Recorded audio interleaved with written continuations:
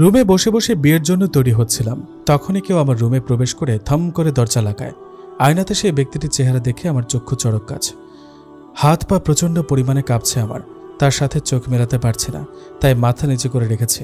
লোকটি ধীর পায়ে এসে আমাকে পেছন থেকে জড়িয়ে ধরে, এতে তার গরম নিঃশ্বাস আমার ঘাড়ে আঁচড়ে পড়ছে। তার চাপদারির স্পর্শে কেঁপে উঠছে আমি। তিনি আমাকে আরেকটু শক্ত করে জড়িয়ে ধরলেন।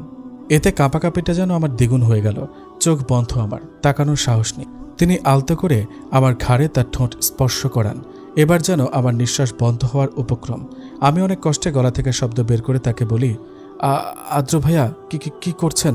কেউ দেখে ফেলবে। আমার কথাটা হয়তো তার কান পর্যন্ত পৌঁছায়নি, আর পৌঁছাবেই বা কি করে? আমি নিজেই আমার কথাটা শুনতে পাইনি। মনে মনে বলেছি যে তাকে সামনে বলার সাহস আমার নেই। এমনিতে প্রচুর কষ্ট দিয়েছে তাকে। তিনি আমাকে আরও নিবিড়ভাবে জড়িয়ে আমার ঘাড়ে নিজের মুখ গুজে নিলেন। আমি আবার সাহস করে তার মুষ্ঠবদ্ধ হাতটা ছাড়ানোর চেষ্টা করলাম, কিন্তু তিনি বললেন, ভুলেও হাত ছাড়ানোর চেষ্টা করবি না মায়রা, এর ফল ভালো হবে না। তার হুমকিস্বরূপ কথাটা কাঁপিয়ে দিল আমাকে। চিৎকার করে কাঁদতে ইচ্ছে করছে, কিন্তু এখন যদি কান্না করি তাহলে আদ্র ভাইয়ার হাতে সেই বিখ্যাত চর খেতে হবে নিশ্চিত।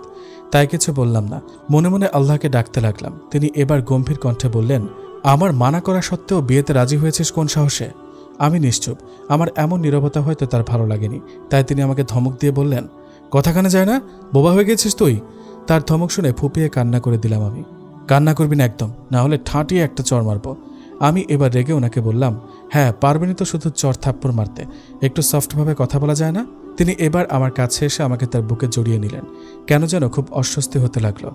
আবারও তার স্পর্শে কাঁপাকাঁপি শুরু হয়ে গেল আমার। আদ্র ভাইয়া এবার একটু নরম সুরে বললেন, আমার কথা কেন শুনিস না তুই? কেন বুঝিস না? অতিরিক্ত চাই তোকে। সবসময় আমার কথা অমান্য করতে তোর ভালো লাগে না? আমি কিছু বললাম না, কি বলবো জানি না। তিনি এবার আমাকে নিজের বুক থেকে উঠিয়ে কপালে একটা চুমু দিলেন। আমার চোখ থেকে এক ফোঁটা পানি গড়িয়ে পড়ল।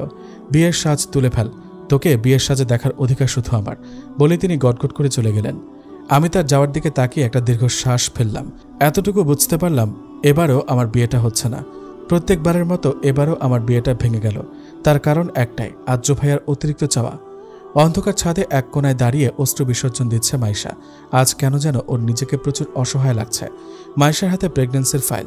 আজই পরীক্ষা করিয়ে জানতে পারল ও মা হতে চলেছে বিয়ে ছাড়া। কিন্তু মাইশার অনাগত বাচ্চার বাবা একটু আগেই মাইশাকে ফোন করে রিজেক্ট করে দিয়েছে। বড্ড অসহায় লাগছে ওর, কি করবে জানা নেই ওর। এসব চিন্তার মাঝে কেউ মাইশার ঘাড়ে হাত রেখে বলে, মাইশা, এত রাতে ছাদে কি করছিস? আজ যে মায়রার বিয়ে, খবর আছে তোর? মাইশা পেছনে তাকিয়ে দেখে আয়ান দাঁড়িয়ে। জলদি করে নিজের চোখের পানি মুছে ফেলে মাইশা। ছাদে অন্ধকার থাকার ফলে আয়ান মাইশার চোখের পানি দেখতে পায়নি। মাইশা নিজেকে সামলিয়ে বলে, কিছু না ভাইয়া, আসলে খুব গরম লাগছিল তাই ছাদে এসেছিলাম, যদি একটু বাতাস পাওয়া যায়। আয়ান হালকা হেসে বলে, হো আচ্ছা, তুই মায়রার কাছে যা, ওর যদি কোনো দরকার হয়। হ্যাঁ যাচ্ছি। মাইশা নিচে চলে যায়। আয়ান কালো কুচকুচে আকাশের দিকে তাকিয়ে বলে, পৃথিবী এমন কেন, যাকে চাই তাকে পায় না, যাকে চায় না সে বারবার কাছে আসে। কেন যে তাকে অতিরিক্ত চাই? এই অতিরিক্ত চাওয়াটা যে খুব খারাপ। কথাগুলো বলে কান্না করে দেয় আয়ান। যদিও ছেলেদের অত সহজে কাঁদতে নেই, তবে আজ খুব করে কাঁদতে ইচ্ছে করছে আয়ানের। বিয়ের সাজ তুলে একটা নর্মাল ড্রেস পরে নিচে এলাম। এতক্ষণে শিওর আদ্র ভাইয়া আমার বিয়েটা ভেঙে ফেলেছে। ভেতরে ভেতরে খুব খারাপ লাগছে আমার, তাও কিছু করার নেই। নিচে নেমে দেখি আদ্র ভাইয়া সোফায় বসে ফোন টিপছে, আর আমার মা শাড়ির আঁচলে মুখ গুজে কাঁদছে, হয়তো আমার বিয়ে ভেঙে যাবার ফলে। নিচে নেমে দেখলাম আদ্র ভাইয়া সোফায় বসে ফোন টিপছে, আর বাড়ির সবাই চিন্তিত মুখ নিয়ে দাঁড়িয়ে আছে। আমার মা আড়ালে দাঁড়িয়ে শাড়ির আঁচলে মুখ গুজে কাঁদছে। এই পরিস্থিতি দেখে সামনে যাওয়ার সাহস হলো না। আমি ফিরে চলে যাচ্ছিলাম, তখনই দাদুমণি আমাকে গম্ভীর স্বরে ডাক দিয়ে বলে, মায়রা, ওইদিকে কই যাচ্ছ? এখানে এসো, আমরা তোমারই অপেক্ষা করছিলাম। দাদুর কথা শুনে এক ঢোক গিললাম। আমাদের বাড়িতে সবাই দাদুমণিকে খুব ভয় পায়। অনেক স্ট্রেট মহিলা হচ্ছে আমাদের দাদুমণি। আমি গুটি গুটি পাই দাদুমণির কাছে গিয়ে বললাম, দাদুমণি কিছু বলবে? আমার পাশে বসো। আমি দাদুমণির পাশে বসতে যাব, তখনই খেয়াল করলাম আমি যদি এখন দাদুমণির পাশে বসি তাহলে নিশ্চিত আদ্র ভাইয়ার সাথে আমার ছোঁয়া লাগবে, আর সে কাঁপাকাঁপি। তখন দাদুমণি যে কি বলবে জানি না। আমি অসহায় চোখে আদ্র ভাইয়ের দিকে তাকালাম। আমার দৃষ্টি হয়তো তিনি বুঝতে পারলেন, তাই তিনি বললেন, দাদি আমি বাইরে যাচ্ছি, কাজ আছে। দাদুমণি গম্ভীর স্বরে বললেন, না আদ্র, তুমি আমাদের ফ্যামিলির বড় ছেলের মধ্যে একজন, তোমার দায়িত্ব এখানে বেশি, তাই তোমার ও কথাগুলো শোনা উচিত। আদ্র ভাইয়া দাদুমণির কথা শুনে বসে রইলেন। আমার আর কি করার, ওখানেই বসতে হলো। আমার বসার পর দাদুমণি আমাকে উদ্দেশ্য করে বললেন, দেখো মায়েরা, এই নিয়ে মোট 2 বার তোমার বিয়ে ভেঙে গেল। এখন এটা নয় যে আমরা তোমাকে দোষারোপ করছি। আমি জানি আমার নাতনি কোনো খারাপ কাজ করেনি, তাই এখন বলছি এসব বিয়ের চিন্তা বাদ দিয়ে পড়াশোনা করো মন দিয়ে। আমাদেরই দোষ, তোমাকে এত তাড়াতাড়ি বিয়ের চাপ দেওয়া উচিত হয়নি। দাদুমণির কথা আমি সহ বাড়ির সবাই যতদূর জানি আমি ভেবেছিলাম হয়তো এখনই দাদুমণি আমাকে বকা দিবে, বাট দাদুমণি তো আমাকে সান্ত্বনা দিচ্ছে। হাও। আর্য ভাইয়ের দিকে তাকিয়ে দেখলাম তার ঠোঁটে রহস্যময়ী হাসি। আচ্ছা, বাই এনি চান্স এটাতে আর্য ভাইয়ের কোনো কারসাজি নেই তো? আমার ভাবনার মাঝে আর্য ভাইয়া সবার আড়ালে আমার কানে ফিসফিস করে বলে, রাতে ছাদে আসবি, দেরি হলে কিন্তু আমি তোর রুম থেকে কোলে করে তুলে আনবো। আর্য ভাইয়ের কথা শুনে তার দিকে অবাক হয়ে তাকালাম। তাকে বললাম, আমার পক্ষে আসা সম্ভব না, যদি কেউ দেখে তাহলে কি ভাববে? উনি রাগী কণ্ঠে বললেন, কে কি ভাববে তাতে আমার কিছু যায় আসে না। তোকে আমি আসতে বলেছি, আসবি, না হলে? তাকে থামিয়ে দিয়ে বললাম, আসবো আমি। আমার উত্তর পেয়ে তিনি উঠে দাঁড়ালেন। তারপর বড় মা মানে আর্য ভাইয়ের মাকে উদ্দেশ্য করে বললেন, আম্মু, আমি পুলিশ স্টেশনে যাচ্ছি, আসতে রাত হবে, অনেক কাজ জমে আছে, 3 দিন যায়নি, তুমি আমার জন্য অপেক্ষা করো না। তারপর তিনি আমার দিকে তাকিয়ে বললেন, মায়েরা তো আছেই, ও তো বেশ রাত পর্যন্ত পড়ে, ওর থেকে চেয়ে নিব, কিছু লাগলে তুমি ঘুমিয়ে পড়ো। আমি অসহায় চোখে আর্য ভাইয়ের দিকে তাকিয়ে ভাবতে লাগলাম, এই লোকটা কেন আমাকে অতিরিক্ত জ্বালায়? আমি এর থেকে দূরে থাকতে চাই, আর ইনি আরও কাছে আসতে চায়। অসহ্যকর লোক একটা।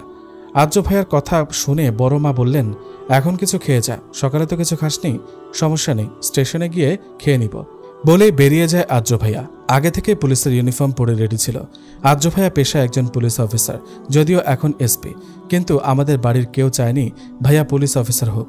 আর্য ভাইয়ের বাবা আর আমার বাবা একজন বিজনেসম্যান, দেশে বিদেশে বেশ খ্যাতি আছে তাদের। সবাই চেয়েছিল আর্য ভাইয়াও একজন সফল বিজনেসম্যান হোক, কিন্তু এই খারুসের কি হয়েছে কে জানে, সে পুলিশ হবেই বলে জিদ ধরেছিল, তাই তার জেদের কাছে সবার হার মানতে হলো। 10-12 জন গার্ড মিলে একটা ছেলেকে ধরে নিয়ে এসে একটা লোকের পায়ের কাছে ছুঁড়ে মারল। লোকটি ছেলেটির চুলের মুঠো ধরে উঁচু করে বলে, সাহস কিভাবে হয় তোর, ওই মেয়েগুলোকে গুলি করতে চাস? ছেলেটি ব্যথায় ডুকরিয়ে ওঠে। ছেলেটি বলে, বিশ্বাস করেন স্যার, আমার কোনো দোষ নেই, আমার একজন কইছিল মায়াডারে মারতে। লোকটি রেগে জিজ্ঞেস করে, কে? আদনান মাহমুদ। ছেলেটির নাম শুনে লোকটি হিংস্র রূপ ধারণ করে, এতটাই হিংস্র যে তাকে দেখলে যে কোনো দুর্বল হার্টের মানুষ সাথে সাথে হার্ট অ্যাটাক করতে 1 সেকেন্ডও লাগবে না। লোকটি পাশে থাকা রিভলভার দিয়ে ছেলেটির বুকে পরপর 10টা গুলি করে, তারপর সেই ক্ষত স্থানে মরিচের গুঁড়ো দিয়ে পাগলের মতো হাসতে থাকে। গার্ডগুলো ভয়ে থরথর করে কাঁপছে। বিকেলবেলা মেডিকেলের বইগুলো নিয়ে হালকা পাতলা নাড়াচাড়া করছি আমি। কালই ঢাকা মেডিকেলে ভর্তি হয়ে এসেছিলাম। ক্লাস শুরু হবে আরও 1 সপ্তাহ পর। আমি পড়ছিলাম, তখনই দরজা নক পড়ে। তাকিয়ে দেখি আদ্রিতা আপু দুটো চায়ের কাপ নিয়ে মিষ্টি হেসে দাঁড়িয়ে আছে। আমি হালকা হেসে বললাম, বাহ, আজ দেখি বিদ্যাসাগর নিচ থেকে আমার রুমে আসলো। আদ্রিতা আপু বলল, তোর দেখা তো পেলাম না আর আমার রুমে, তাই নিজে থেকে আসলাম। তা কি করছিলি? সোফায় বসতে বসতে বলল, এই তো বই নিয়ে একটু গবেষণা। আদ্রিতা আপু হচ্ছে আর্য ভাইয়ার বড় বোন। আর্য ভাইয়ারা 3 ভাই বোন, আদ্রিতা আপু, আর্য ভাইয়া আর মাইশা। তারা হচ্ছে আমার বড় চাচুর সন্তান। আমার বাবা হচ্ছে ছোট। আমরা 2 ভাই বোন, আমি আর আয়ান ভাইয়া। আদ্রিতা আপুর সাথে কথা বলার সময় আপু এক পর্যায়ে বলে, আচ্ছা মায়েরা, জানিস তোর বিয়ে কিভাবে ভেঙেছে? আমি বললাম, না তো, তোর বিয়ে ভেঙেছে না কেউ ভাঙিয়েছে? আমি অবাক হয়ে গেলাম আপুর কথায়। আচ্ছা, আপু কি সব জানে? আদ্রিতা আপু বলল, তোর বিয়ে আদ্র ভেঙেছে রে মায়েরা, ভাই আমার তোকে অনেক ভালোবাসে। আমি আপুর কথায় টাসকি খেলাম। মনে মনে ভাবলাম, তার মানে আপু সব জানে। আমি আপুকে জিজ্ঞেস করলাম, আপু তুমি? আমি এসব অনেক আগে থেকে জানি, কিন্তু কিভাবে? আপু মুচকে হেসে বলে, সেটা আপাতত বলা যাবে না। আপু চলে গেল আর আমি তার যাওয়ার দিকে হাঁ করে তাকিয়ে আছি। এরা ভাই বোন দুটোই একরকম, রহস্যে ভরা। রাতের বেলা আমি আস্তে করে পা টিপে টিপে ছাদে যাচ্ছি। একটু আগেই ফোনে মেসেজ দিয়েছিল আর্য ভাইয়া ছাদে আসতে। এক প্রকার বিরক্ত লাগছে আমার। এই লোকটার জন্য জীবনটা শেষ আমার। কবে যে মুক্তি পাবো আল্লাহ জানে। ছাদে এসে আশেপাশে তাকিয়ে দেখি কেউ নেই। আমি আস্তে করে ছাদের দরজাটা চাপিয়ে আর্য ভাইয়ের নাম ধরে ডাক দিই। তৎক্ষণাৎ কেউ আমার মুখ চেপে ধরে পাশের দেওয়ালে চেপে ধরে। আমি ভয়ে চোখ মুখ খিঁচে বন্ধ করে ফেলি। যখন কারো গরম নিঃশ্বাস আমার মুখে পড়ছিল তখন খুব অস্বস্তি হচ্ছিল। কিছুক্ষণ পর আমার নাকে সে চিরপরিচিত স্মেল আসে। যতটুকু মনে পড়ে এই পারফিউম আর্য ভাইয়া ইউজ করে। আমার পছন্দের পারফিউম এটা। আমি ধীরে ধীরে চোখ খুলে দেখি আর্য ভাইয়া চোখ গরম করে আমার দিকে তাকিয়ে আছে। তার এমন তাকানোর মানে আমার বোধগম্য হলো না। আমি তাকে জিজ্ঞেস করলাম, আর্য ভাইয়া? আর কিছু বলতে পারলাম না। তার আগেই তিনি আমার ঠোঁট আঁকড়ে ধরে খুব রুডলি কিস করতে থাকে। তার এহেন কাণ্ডে আমি স্তব্ধ। হাত পা প্রচণ্ড কাঁপছে। কিছুক্ষণ পর তিনি নিজে থেকে আমাকে ছেড়ে দিয়ে বললেন, নেক্সট টাইম ভাইয়া বলার আগে এটার কথা মাথায় রাখবি। আমার ঠোঁটে স্লাইড করে কথাটি বলল আদ্র ভাইয়া। তারপর নিজের ঠোঁট মুছতে মুছতে ছাদের এক কর্নারে চলে গেলেন।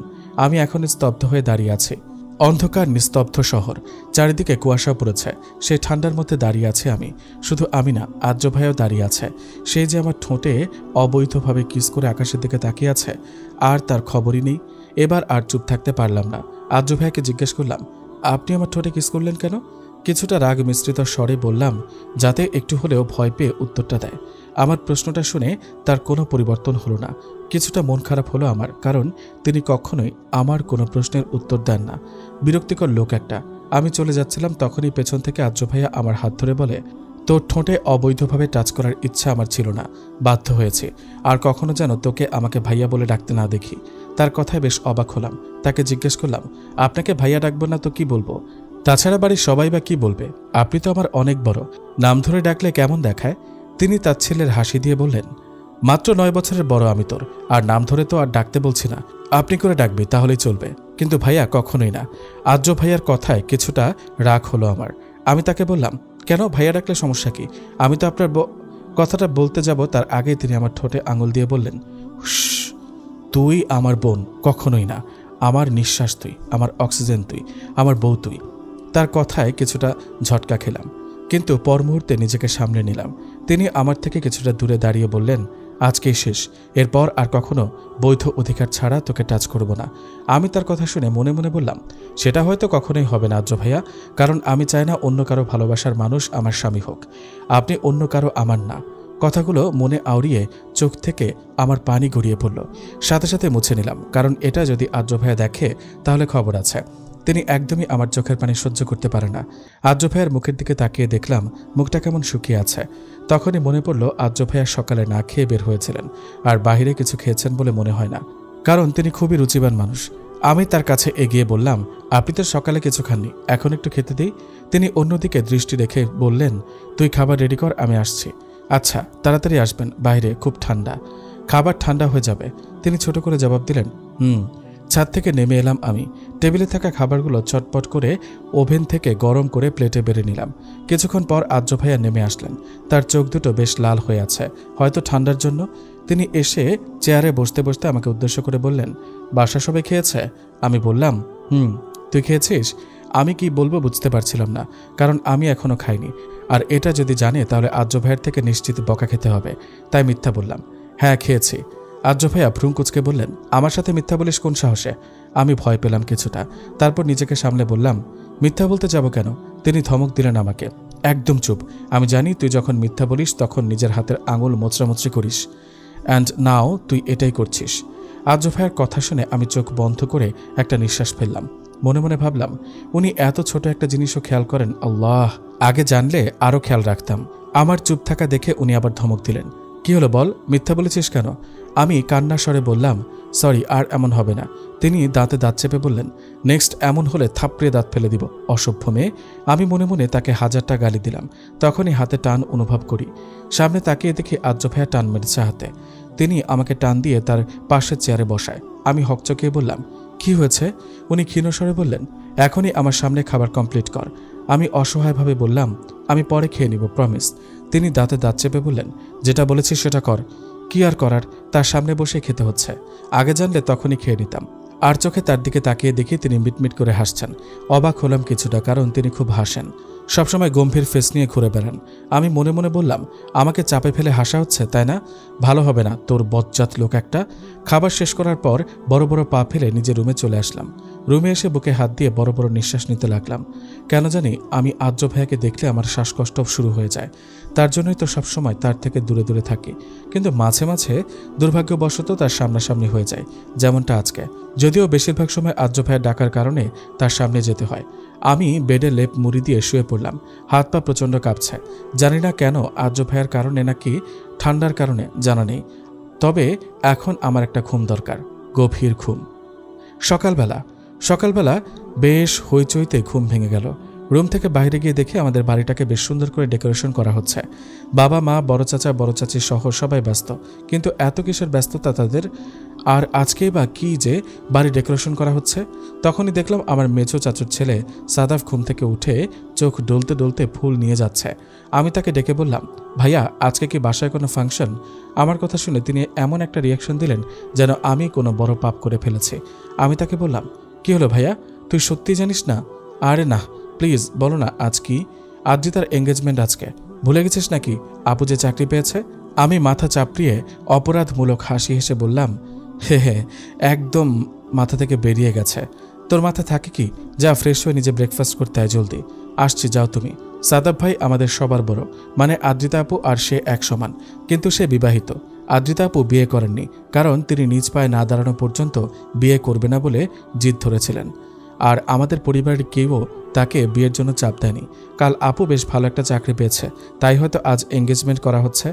পাত্র আগে থেকে ঠিক করা, পাত্রের নাম রওশন, বেশ ভালো একজন লোক। উনি আপুকে বেশ ভালোবাসে, তাই এতদিন বিয়ের চাপ না দিয়ে তার জন্য অপেক্ষা করেছে।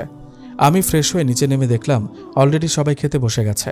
সব চেয়ার পরিপূর্ণ, শুধু একটা চেয়ারই খালি, আর সেটা হচ্ছে আদ্র ভাইয়ের পাশের সিট। আমাকে দেখে সাদিয়া ভাবি বলল, কি হলো মায়েরা, আদ্রর পাশে গিয়ে বসো। আমি ভাবির দিকে অসহায় দৃষ্টিতে তাকালাম, কিন্তু কোনো কাজ হলো না। শেষে আদ্র ভাইয়ের পাশেই বসতে হলো। সাদিয়া ভাবি হচ্ছে সাদাব ভাইয়ের একমাত্র প্রেয়সী, মানে বউ আর কি। বেশ ভালোবাসে তারা একে অপরকে। খাবার টেবিলে বসা মাত্র আমি বড় আম্মুকে বললাম, বড় আম্মু আমাকে খাইয়ে দাও জলদি। বড় আম্মু মুচকি হেসে বললেন, দিচ্ছি বস। এটা আমার প্রত্যেক দিনের রুটিন, বড় আম্মুর হাতে খাওয়া। শুধু আমার না, মাইশারও এই একই অভ্যাস। কিছুক্ষণ পর মাইশা আসলো। ওর মুখটা বেশ মলিন দেখাচ্ছে, চোখের নিচে কালি পড়ে গেছে, মনে হচ্ছে কত রাত যেন ঘুমায়নি। মাইশা এসে চুপচাপ বসে নিজের প্লেট নিয়ে বলল, আম্মু খেতে দাও। ওর কথায় সবাই বেশ অবাক হলো, কারণ ও আর আমি কখনো নিজ হাতে খাইনি, সবসময় বড় আম্মুই আমাদেরকে খাইয়ে দেয়। সাদিয়া ভাবি মাইশাকে উদ্দেশ্য করে বললেন, কি হলো মাইশা, আজ আম্মুর কাছে খাবে না? প্রতিদিন তো এর জন্য মায়েরার সাথে ঝগড়া লাগিয়ে দিতে, আজ কি হলো? মাইশা গম্ভীর কণ্ঠে বললেন, ভাবি আমি এখন বড় হয়েছি, তাই নিজের হাতে খেতে পারি। মাইশার এমন অদ্ভুত আচরণে সবাই হতভম্ব। আমরা অতটা মাথা ঘামালাম না, কারণ মাইশা মাঝে মাঝে এমন করে, পরে আবার নিজ থেকে ঠিক হয়ে যায়। খাওয়ার সময় আমি মাইশাকে জিজ্ঞেস করলাম, মাইশা আমাদের তো ড্রেস কেনা লাগবে, তুই যাবি আমার সাথে শপিংয়ে? না, তুই যা ভাইয়ের সাথে, আমার ভালো লাগছে না, আর আমার জন্য তুই ড্রেস চুজ করে আনিস।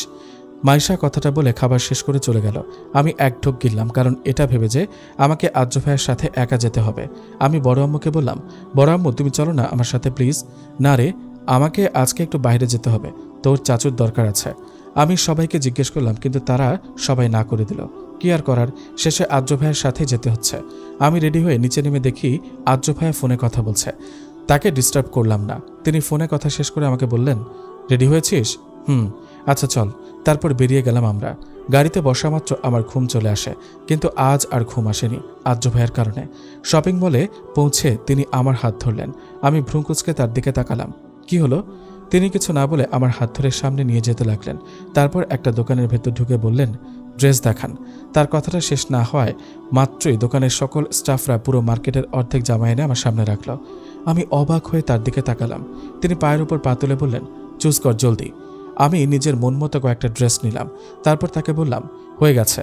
তিনি আমার হাতের দিকে তাকিয়ে বললেন, মাত্র 4টা? আর লাগবে না। আদ্র ভাইয়া আমার কথা শুনে পেছনে গিয়ে প্রায় 20 থেকে 25টার মতো ড্রেস এনে দোকানের মালিককে বললেন, সব প্যাক করে দিন। আমি অবাক হয়ে তার দিকে তাকিয়ে আছি। শপিং মল থেকে বেরোনোর পর আমার চোখ পড়ল ফুচকার দিকে।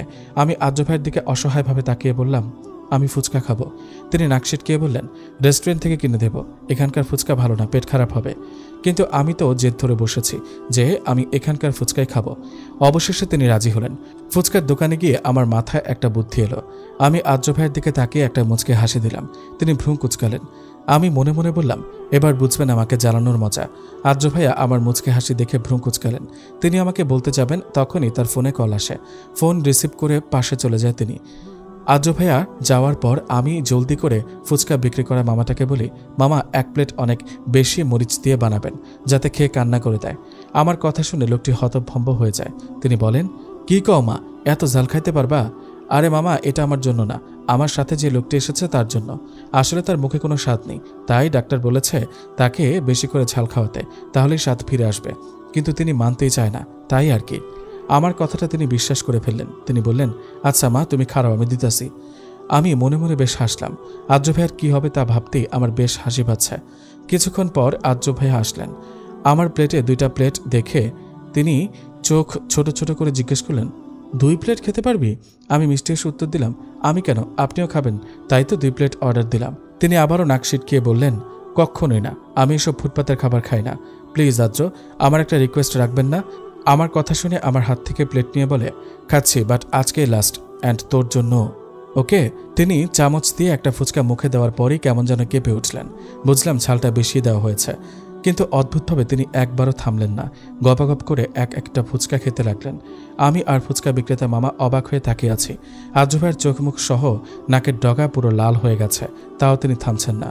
ওনার মুখ এতটাই লাল বর্ণ ধারণ করেছে যে সুই দিয়ে খোঁচা দিলে রক্ত পড়া শুরু করবে নিশ্চিত। আমার এবার বেশ ভয় হলো। আমি তার কাছে গিয়ে বললাম, প্লিজ থামুন, আপনার চোখ মুখ লাল হয়ে গেছে। বাট তিনি কোনো রেসপন্স করলেন না। পুরো প্লেট শেষ করে আমার হাতে 1000 টাকার নোট ধরিয়ে দিয়ে বললেন, তোর খাওয়া শেষ হলে পে করে আসিস, আমি গাড়িতে বসছি, বলেই চলে গেলেন। আমি চটজলদি পে করে দিলাম। আপাতত আমার খাওয়ার রুচি নেই। জানি না আদ্র ভাইয়ের কী অবস্থা। গাড়িতে গিয়ে নিজের সিটে বসলাম। আদ্র ভাইয়ের দিকে তাকিয়ে দেখলাম তিনি নিজের সিটে হেলান দিয়ে জোরে জোরে নিঃশ্বাস নিচ্ছেন আর একটু পরপর পানি খাচ্ছেন, কিন্তু কোনো কাজ হচ্ছে না। ঝাল এতটা বেশি দেওয়া হয়েছে যে আদ্র ভাইয়ের অবস্থা আরও খারাপ হয়ে যাচ্ছে। আদ্র ভাইয়ের অবস্থা দেখে চোখে পানি চলে আসলো আমার। মনে মনে অনেক অনুশোচনা হচ্ছে, কেন যে এমন করলাম। আমি আর সহ্য করতে পারছিলাম না তার এমন অবস্থা, তাই চোখ বন্ধ করে নিজেকে শক্ত করে নিলাম। তারপর নিজের সিট বেল্ট খুলে তার ঠোঁট দুটো আঁকড়ে ধরে যতটুকু সম্ভব তার ঝাল কমানোর চেষ্টা করলাম। আমার এমন কাজে আদ্র ভাইয়ের চোখ বড় বড় করে তাকিয়ে আছেন আমার দিকে।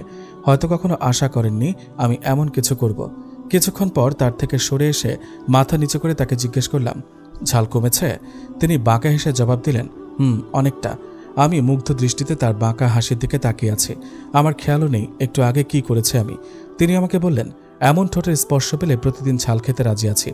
আমি ঠিকভাবে বসে বললাম, এটাই লাস্ট ছিল, আর আশা করবেন না। আমি এটা বাধ্য হয়ে করেছি, সেটা তো বিয়ের পর দেখা যাবে। By the way, thanks for it. আমার ঠোঁটের দিকে ইশারা করে বললেন তিনি। কেন যেন হঠাৎই প্রচুর লজ্জা করছে আমার, আর সাথে রাগও। ধুর, কেন যে বেটাকে ঝাল খাওয়াতে গেলাম। শেষে ফাঁসলাম তো আমি। ওকে এখনও ঠিক করতে পারবো কিনা জানি না। মনে মনে কথাগুলো আউড়িয়ে নিজের চোখ বন্ধ করে রাগ কন্ট্রোল করার চেষ্টা করলাম। আদ্র মুচকে হাসছে আর ড্রাইভ করছে, মাঝে মাঝে মায়রার দিকেও তাকাচ্ছে। আদ্র জানতো যে মায়রা ওর প্লেটে ঝাল মিশিয়েছে, তা সত্ত্বেও ও পুরো প্লেট শেষ করেছে। কেন করেছে তা জানা নেই ওর। আদ্র মনে মনে বেশ খুশি বলা চলে। মাইশা একটা হোটেল রুমে বসে আছে। মনের ভেতর চিন্তা থাকলেও মুখে হাসি ফুটিয়ে রেখেছে। মাইশার মন বলছে কোনো খারাপ কিছু হতে চলেছে, কিন্তু মাইশা ঠিক করছে না ওর সাথে কোনো খারাপ কিছু হবে না। মেঘ ওকে মেনে নিবেই। মেঘ হচ্ছে মাইশার বয়ফ্রেন্ড আর মাইশার অনাগত বাচ্চার বাবা। মেঘ আজ একটু আগেই মাইশাকে ফোন করে এই হোটেল রুমটাতে আসতে বলেছে, কারণ হিসেবে বলেছে বাচ্চার ব্যাপারটা দেখবে। মাইশা মেঘের কথাটা শুনে বেশ খুশি হয়েছে, কিন্তু ও আর কি জানে মেঘ ওর জন্য যে মৃত্যু জাল পেতে রেখেছে। এদিকে আমি বাসায় এসে এক দৌড়ে নিজের রুমে চলে গেলাম, কারণ আপাতত আদ্র ভাইয়ের মুখ দেখার সাহস আমার নেই। তাহলে নিশ্চিত লজ্জায় আজ আমার মৃত্যু হবে, অ্যান্ড তারপর দিন নিউজ পেপারের হেডলাইন হবে, বিখ্যাত শিল্পপতি রাসেল খানের মেয়ে লজ্জায় মারা গেছে। তখন ব্যাপারটা বেশ খারাপ দেখাবে। তাই আদ্র ভাইয়ার থেকে নিজেকে আড়াল করলাম। রুমে এসে দরজা লাগিয়ে জোরে কয়েকটা শ্বাস নিলাম। ওই মুহূর্তের কথা মনে পড়তে কেন যেন গালগুলো লাল টকটকে হয়ে যাচ্ছে। আয়নার সামনে দাঁড়িয়ে নিজের গালে একটা থাপ্পড় দিলাম। এত বোকা কেন তুই মায়রা? কেন শুধুমাত্র তোর জন্য আজ এই পরিস্থিতি হলো? ইস, কে জানে কালকে সকালবেলা আদ্র ভাইয়ের সামনে কিভাবে মুখ দেখাবো। হিংস্র সেই লোকটি টেবিলের ওপর পা তুলে বসে আছে, হাতে রিভলভার নিয়ে সে এক গভীর চিন্তায় মগ্ন। তখনই লোকটির কেয়ারটেকার সোহেল এসে বলল, স্যার। লোকটি রিভলভার থেকে নিজের নজর সরিয়ে সোহেলকে স্ক্যান করে ওকে জিজ্ঞেস করে, এনি নিউজ? জি স্যার। বল। স্যার, ম্যামকে যে গুলি করতে চেয়েছিল সেই লোকটা আজ রাতের ফ্লাইটে সুইডেন যাচ্ছে। তো তোরা বসে বসে কি করছিস? যা প্রস্তুতি নেওয়া শুরু কর, আজ রাতে ওনাকে ধরতে হবে। Okay sir.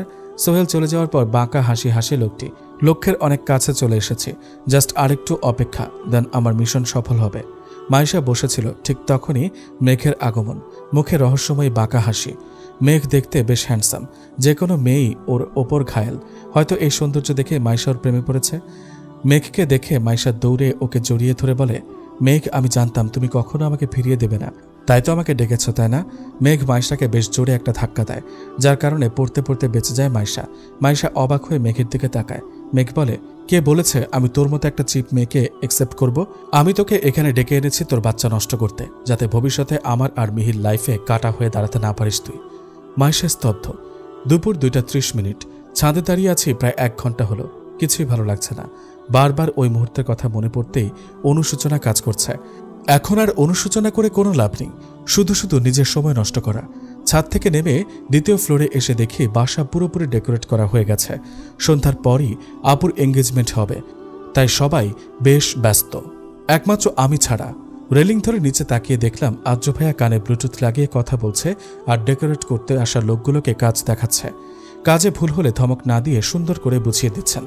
আমি তার দিকে এক দৃষ্টিতে তাকিয়ে আছি। এত শীতের মধ্যেও আর্য ভাইয়ার কপালে বিন্দু বিন্দু ঘাম জমা হয়েছে।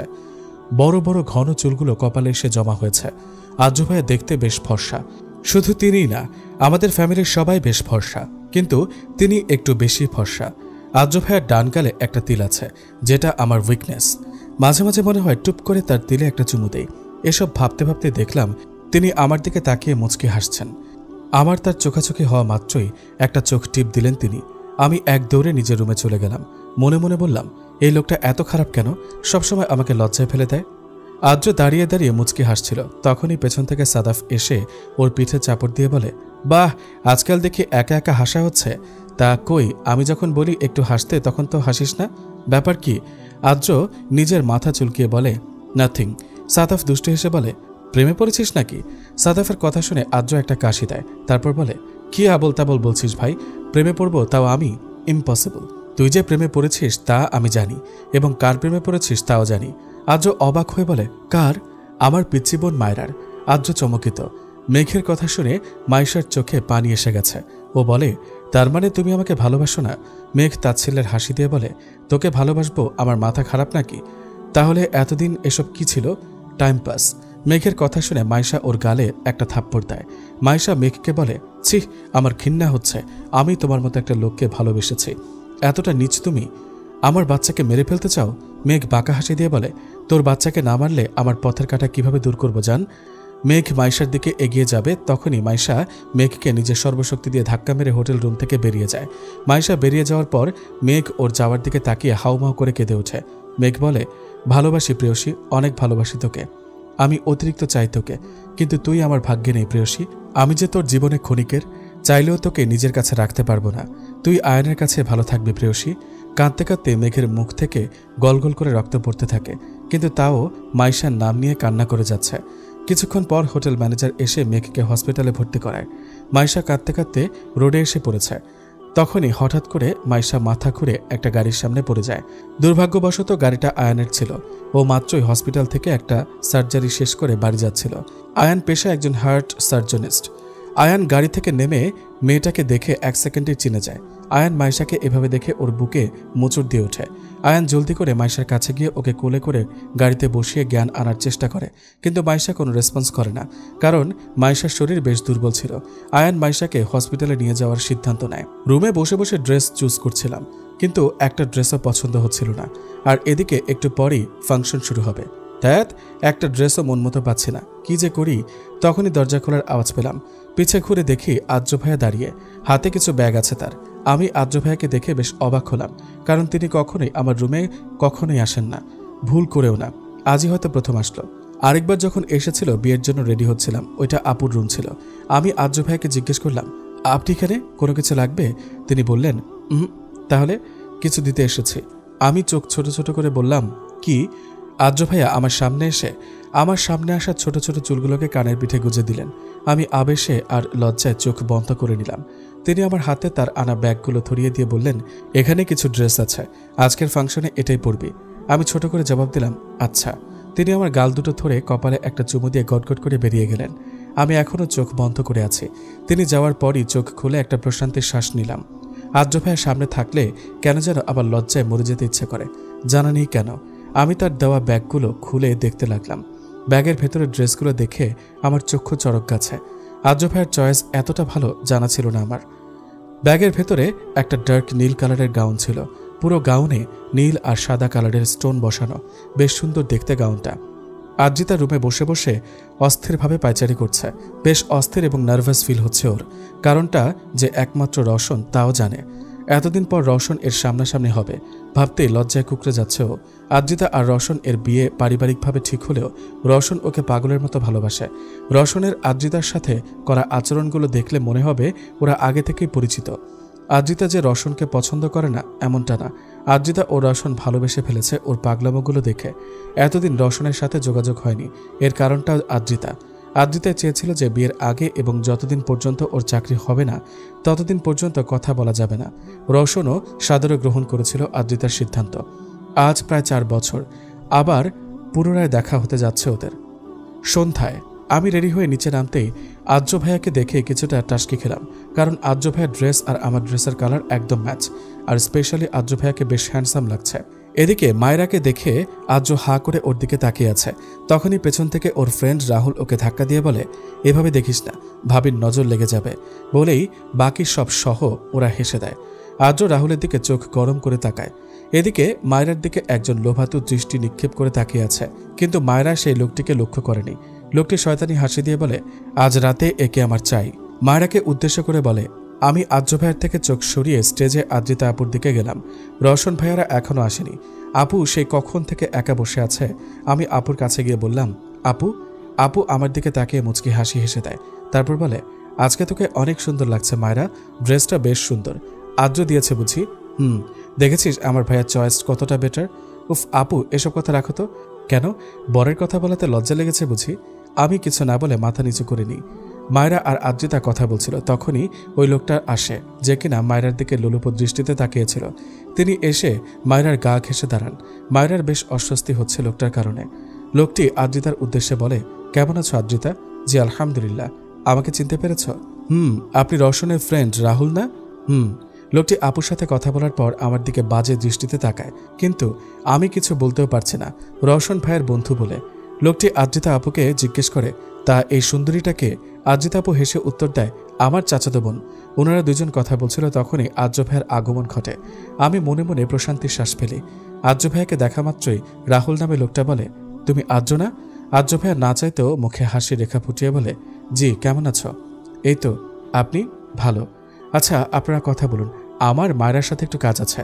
কথা শেষ না করা মাত্রই তিনি আমার হাত টেনে রাহুলের কাছ থেকে সরিয়ে নেয়। আর্য ভাইয়া আমাকে বাসার ছাদে এনে দেওয়ালে চেপে ধরে জিজ্ঞেস করে, তুই ওই লোকটার গা ঘেঁষে কেন দাঁড়িয়েছিলি? আমি কাঁপা কাঁপা কণ্ঠে বলি, আমি কই দাঁড়ালাম, তিনিই তো এসে আমার গা ঘেঁষে দাঁড়িয়ে আমাকে কেমন বাজে দৃষ্টিতে দেখছিলেন। কি? আজকে তো ওই লোকটাকে আমি মেরেই ফেলবো। আর্য ভাইয়া কথাটা বলে নিচে যাচ্ছিল, তখনই আমি পেছন থেকে তার হাত টেনে বলি, আপুর এঙ্গেজমেন্টে কোনো সিন ক্রিয়েট করবেন না প্লিজ। তো তুই কি বলছিস, ওই লোকটাকে ছেড়ে দেবো আমি? ইম্পসিবল। ছাড়তে তো বলছি না, জাস্ট ফাংশনটা শেষ হতে দিন। আপু না হলে অনেক কষ্ট পাবে। আর্য ভাইয়া আমার কথা শুনে কিছু একটা ভাবলেন, তারপর আমাকে উদ্দেশ্য করে বললেন, ঠিক আছে, বাট পুরো ফাংশনে তোকে আমার সাথে থাকতে হবে। আচ্ছা। আর্য ভাইয়া আমার হাত ধরে নিচে নেমে গেলেন। আমি মনে মনে ভাবলাম, যাক, সিনক্রেট থেকে তো বাঁচা গেছে, ফাংশনের পরও সামনে নেওয়া যাবে। নিচে আসা মাত্রই রাহুল আমাদের দিকে এগিয়ে আসে। তাকে দেখা মাত্রই আর্য ভাইয়ার চোখগুলো লাল টকটকে হয়ে যায়। আমার ভয় হচ্ছে, যদি আর্য ভাইয়া তার রাগ কন্ট্রোল না করতে পারে তখন কি হবে? রাহুল এগিয়ে এসে বলে, আরে তোমরা কই ছিলে? ফাংশন তো শুরু হয়ে গেছে। আর্য ভাইয়া দাঁতে দাঁত চেপে বলে, আমাদের একটু কাজ ছিল। ও, তা মায়রা, তোমার সাথে তো পরিচিত হওয়া হয়নি, চলো একটু পাশে গিয়ে কথা বলি। আমি কিছু বলতে যাব, তার আগে আর্য ভাইয়া গটগট করে বলতে থাকেন, ওর ফুল নেম তাহিরা ইসলাম মায়রা, এবার মেডিকেল ফার্স্ট ইয়ারে পড়বে। ও এই বাড়ির সর্বকনিষ্ঠ মেয়ে, বয়স 18 হবে আর কয়েক মাস পর। ও অনেক ভদ্র মেয়ে, কোনো ছেলের সাথে কথা বলা পছন্দ করে না, শুধুমাত্র কাজিন ছাড়া। আর কিছু জানার থাকলে আমাকে জিজ্ঞেস করবেন না, থ্যাঙ্কস। আর্য ভাইয়া কথাগুলো বলে আমার হাত ধরে সামনে নিয়ে যায়। আমি পেছে তাকিয়ে দেখি রাহুল আমাদের দিকে ভ্যাবাচাকা খেয়ে তাকিয়ে আছে। আমার বেশ হাসি পেল, তাই ফিক করে হেসে দিলাম। আমাকে হাসতে দেখে আর্য ভাইয়া ভ্রুম কুচকে জিজ্ঞেস করলেন, হাসছিস কেন? এমনি। আমি আর আর্য ভাইয়া স্টেজে গিয়ে দেখি রওশন ভাইয়া আর আদ্রিতা আপু কথা বলছে। আমাদের দেখা মাত্র রওশন ভাইয়া মুচকে হাসি হেসে দেয়। তারপর বলে, কেমন আছেন আপনার লাভ বার্ডস? রওশন ভাইয়ার কথা শুনে আমি অবাকের চরম পর্যায়ে। আমি মনে মনে ভাবলাম, তার মানে রওশন ভাইয়াও জানে? হায় আল্লাহ, না জানি আরো কত লোক জানে। যদি একবার এই কথা তূর্ণার কানে যায় তাহলে তো। তূর্ণার কথা মনে করতে কপালে বিন্দু বিন্দু ঘাম জমা হয় আমার। আমি আমার হাত আর্য ভাইয়ের থেকে ছাড়িয়ে নিলাম। আর যাই হোক, আমি কারো জীবন নিয়ে খেলতে পারবো না। বেঘরে ঘুমাচ্ছে মাইশা। একটু আগেই ওকে ঘুমের ইঞ্জেকশন দিয়েছে আয়ান। আয়ান একটা রিপোর্ট হাতে নিয়ে কেবিনের সোফায় বসে পড়ে। রিপোর্টটা মাইশার প্রেগনেন্সির রিপোর্ট ছিল। আয়ানের মুখে চিন্তার রাশ স্পষ্টত। ও ভাবছে মাইশা প্রেগনেন্ট, তাও ওর আবার বিয়ে হয়নি। কার বাচ্চার মা হবে ও? বাসায় জানলে কি যে হবে। একটা কনফিউশন ক্লিয়ার করে দেয়। আয়ান মাইশাকে পছন্দ করে না, শুধু ওকে বোনের নজরেই দেখেও। ছাদে ওই কথাটা ও অন্য কাউকে উদ্দেশ্য করে বলেছে। আয়ানের ভাবনার মাঝে মাইশা ঘুমের মধ্যে কেমন যেন অদ্ভুত আচরণ করতে থাকে। বারবার কারো নাম নিয়ে বিড়বিড় করতে থাকেও। আয়ান মাইশার মুখের কাছে কান নিয়ে শোনার চেষ্টা করে ও কি বলছে। মাইশা বলে, মেঘ মেঘ আমাকে ধোঁকা দেয়নি, ও আমাকে ভালোবাসে ও। আয়ান ভাবে, তাহলে মাইশার বাচ্চাটার বাবার নাম কি মেঘ? আদ্রিতা আপুর পাশে মনমরা হয়ে বসেছিলাম। কেন যেন কিছুই ভালো লাগছে না। আদ্র ভাইয়া আমার না কথাটা মনে পড়তেই বুকে কেমন যেন মোচড় দিয়ে উঠছে। কিন্তু কেন? আমি তো আর আদ্র ভাইয়াকে ভালোবাসি না। আমি এসব কথা ভাবছিলাম, তখনই আম্মু এসে বলে, মায়েরা তোর রুমে আমার ফোনটা রেখে এসেছি মনে হয়, একটু এনে দে না মা। আচ্ছা যাচ্ছি। উপরে যাওয়ার আগে আদ্র ভাইয়ের দিকে তাকিয়ে দেখলাম তিনি তার বন্ধুদের সাথে কথা বলায় ব্যস্ত। কেন যেন তাকে ডিস্টার্ব করতে ইচ্ছে হলো না, কারণ তিনি কখনো এমন ফ্রি টাইম পান না। আমি একা একাই উপরে গেলাম। মায়েরা যখন উপরে যাচ্ছিল তখন সেটা দেখে শয়তানি হাসি দেয় রাহুল। মায়েরা উপরে যাওয়া মাত্রই রাহুলও সবার চোখ আড়াল করে মায়েরার পিছু পিছু যায়। ৩-৪ বছরের একটা বাচ্চার ছবি নিয়ে কাঁদছে একজন বৃদ্ধ লোক। বৃদ্ধ লোকটির বয়স ৬০ বছর তো হবেই। বৃদ্ধ লোকটি বাচ্চাটির ছবিতে চুমু দিয়ে কেঁদে বলে, আর কত অভিমান করে থাকবি দাদু, এবার তো ফিরে আয়। পুরো ১৩টা বছর দূরে থেকেছিস, কত দিন তোকে দেখি না, একবার ফিরে আয় দাদু। বৃদ্ধ লোকটি কাঁদছিল। তখনই রুমে ঢুকে আদনান মাহমুদ, মুখে বিরক্তিকর ছাপ স্পষ্ট। তিনি বিড়বিড় করে বললেন, আজ এই বুড়োকে কি বাহানা দেব কে জানে।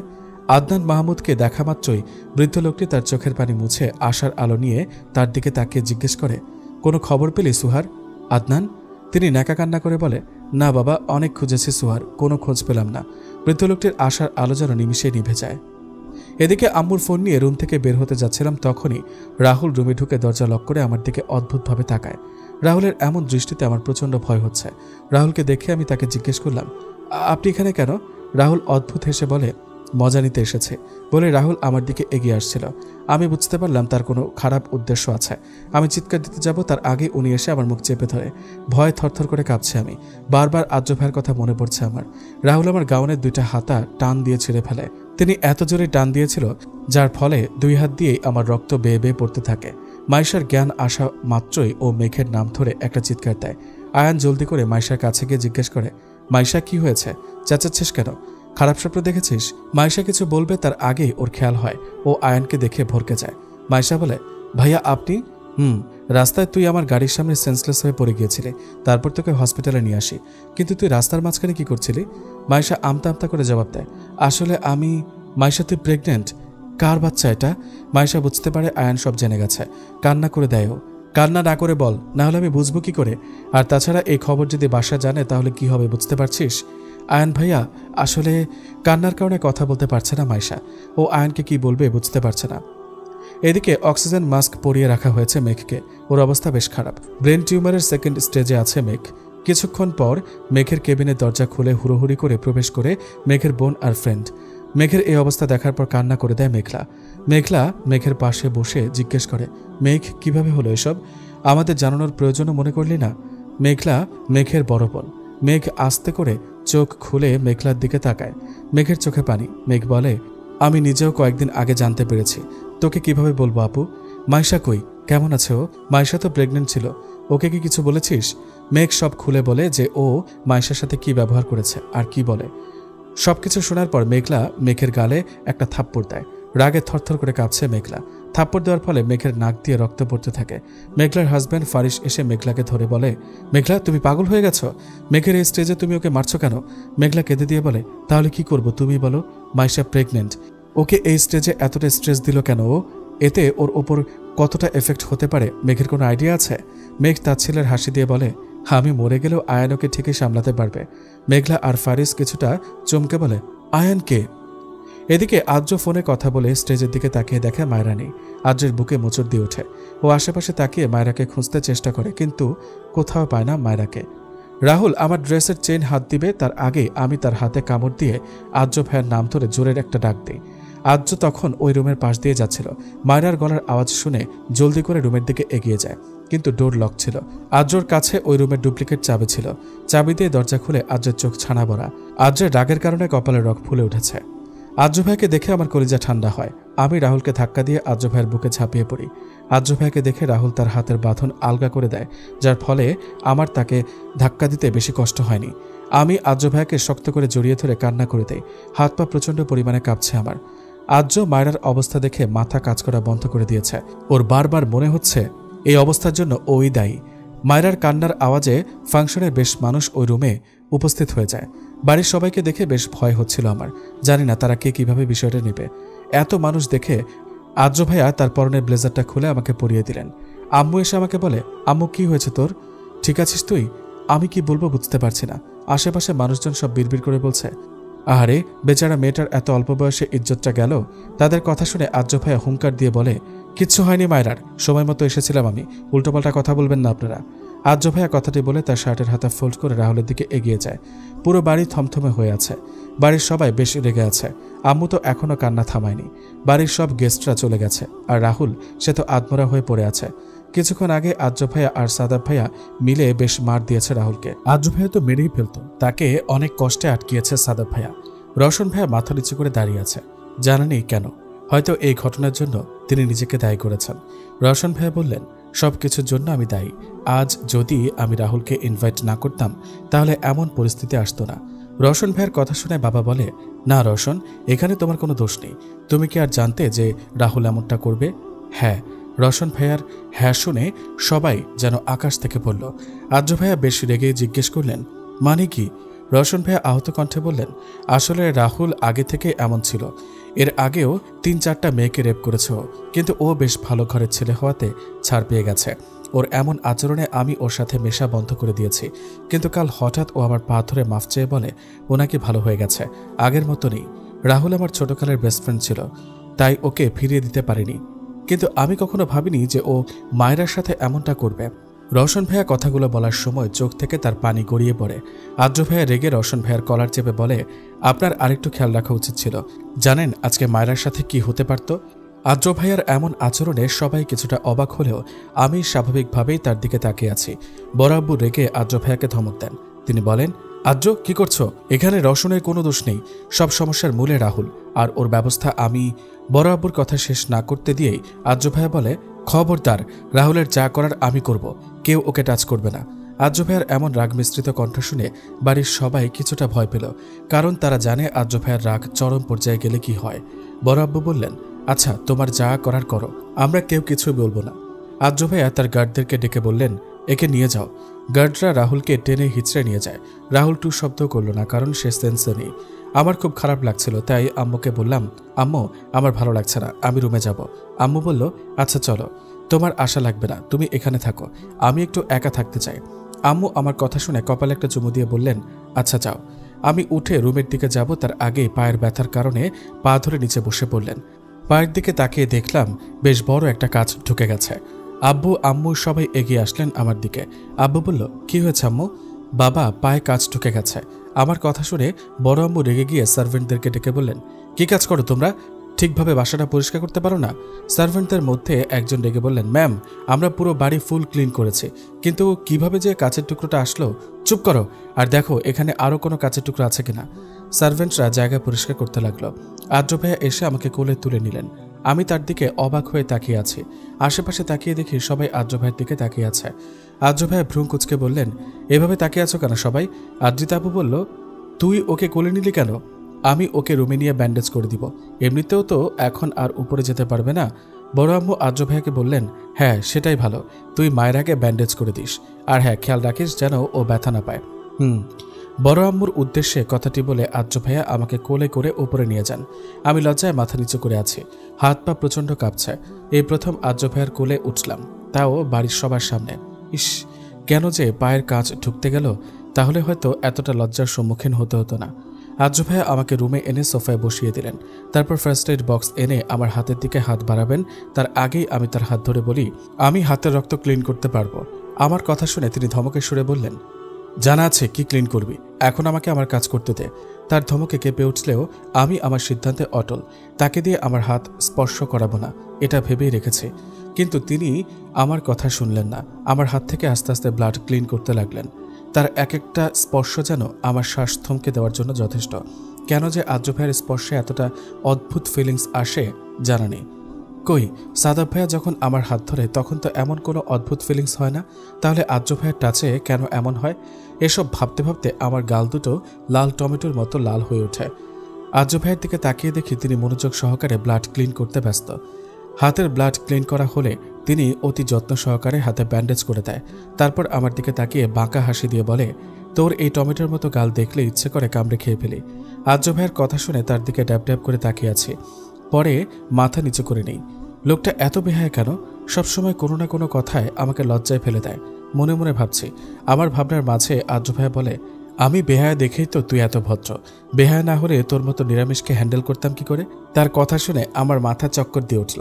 আমি তাকে বললাম, আপনি আমার মনের কথা শুনলেন কি করে? মনের কথা কেন? আমি তোর সব কথাই শুনতে পাই, তোর চোখের ভাষা, তোর ইশারা সব। ভালোবাসি যে তোকে, এতটুকু না বুঝতে পারলে কি করে হয়? তার কথা শুনে কি উত্তর দিব জানি না, কিন্তু এতটুকু জানি তিনি আমাকে প্রচণ্ড ভালোবাসেন। কিন্তু এই ভালোবাসার কোনো মানে নেই। এটা অসমাপ্ত ভালোবাসা। এটা কখনো পূর্ণতা পেতে পারবে না। বেশ খারাপ লাগছে আমার, বুকে চাপ অনুভব করছে অনেক। কেন যেন এই কথাগুলো ভাবলেই খারাপ লাগা কাজ করে। হঠাৎ অনুভব করলাম কেউ আমার পা স্পর্শ করছে। তাকিয়ে দেখি আর্য ভাইয়া। জলদি করে পা সরিয়ে নিলাম আমি। আমার পা সরানোর কারণে তিনি বিরক্ত হয়ে বললেন, কি হয়েছে, পা সরালি কেন? আপনি আমার পা টাচ করেছেন কেন?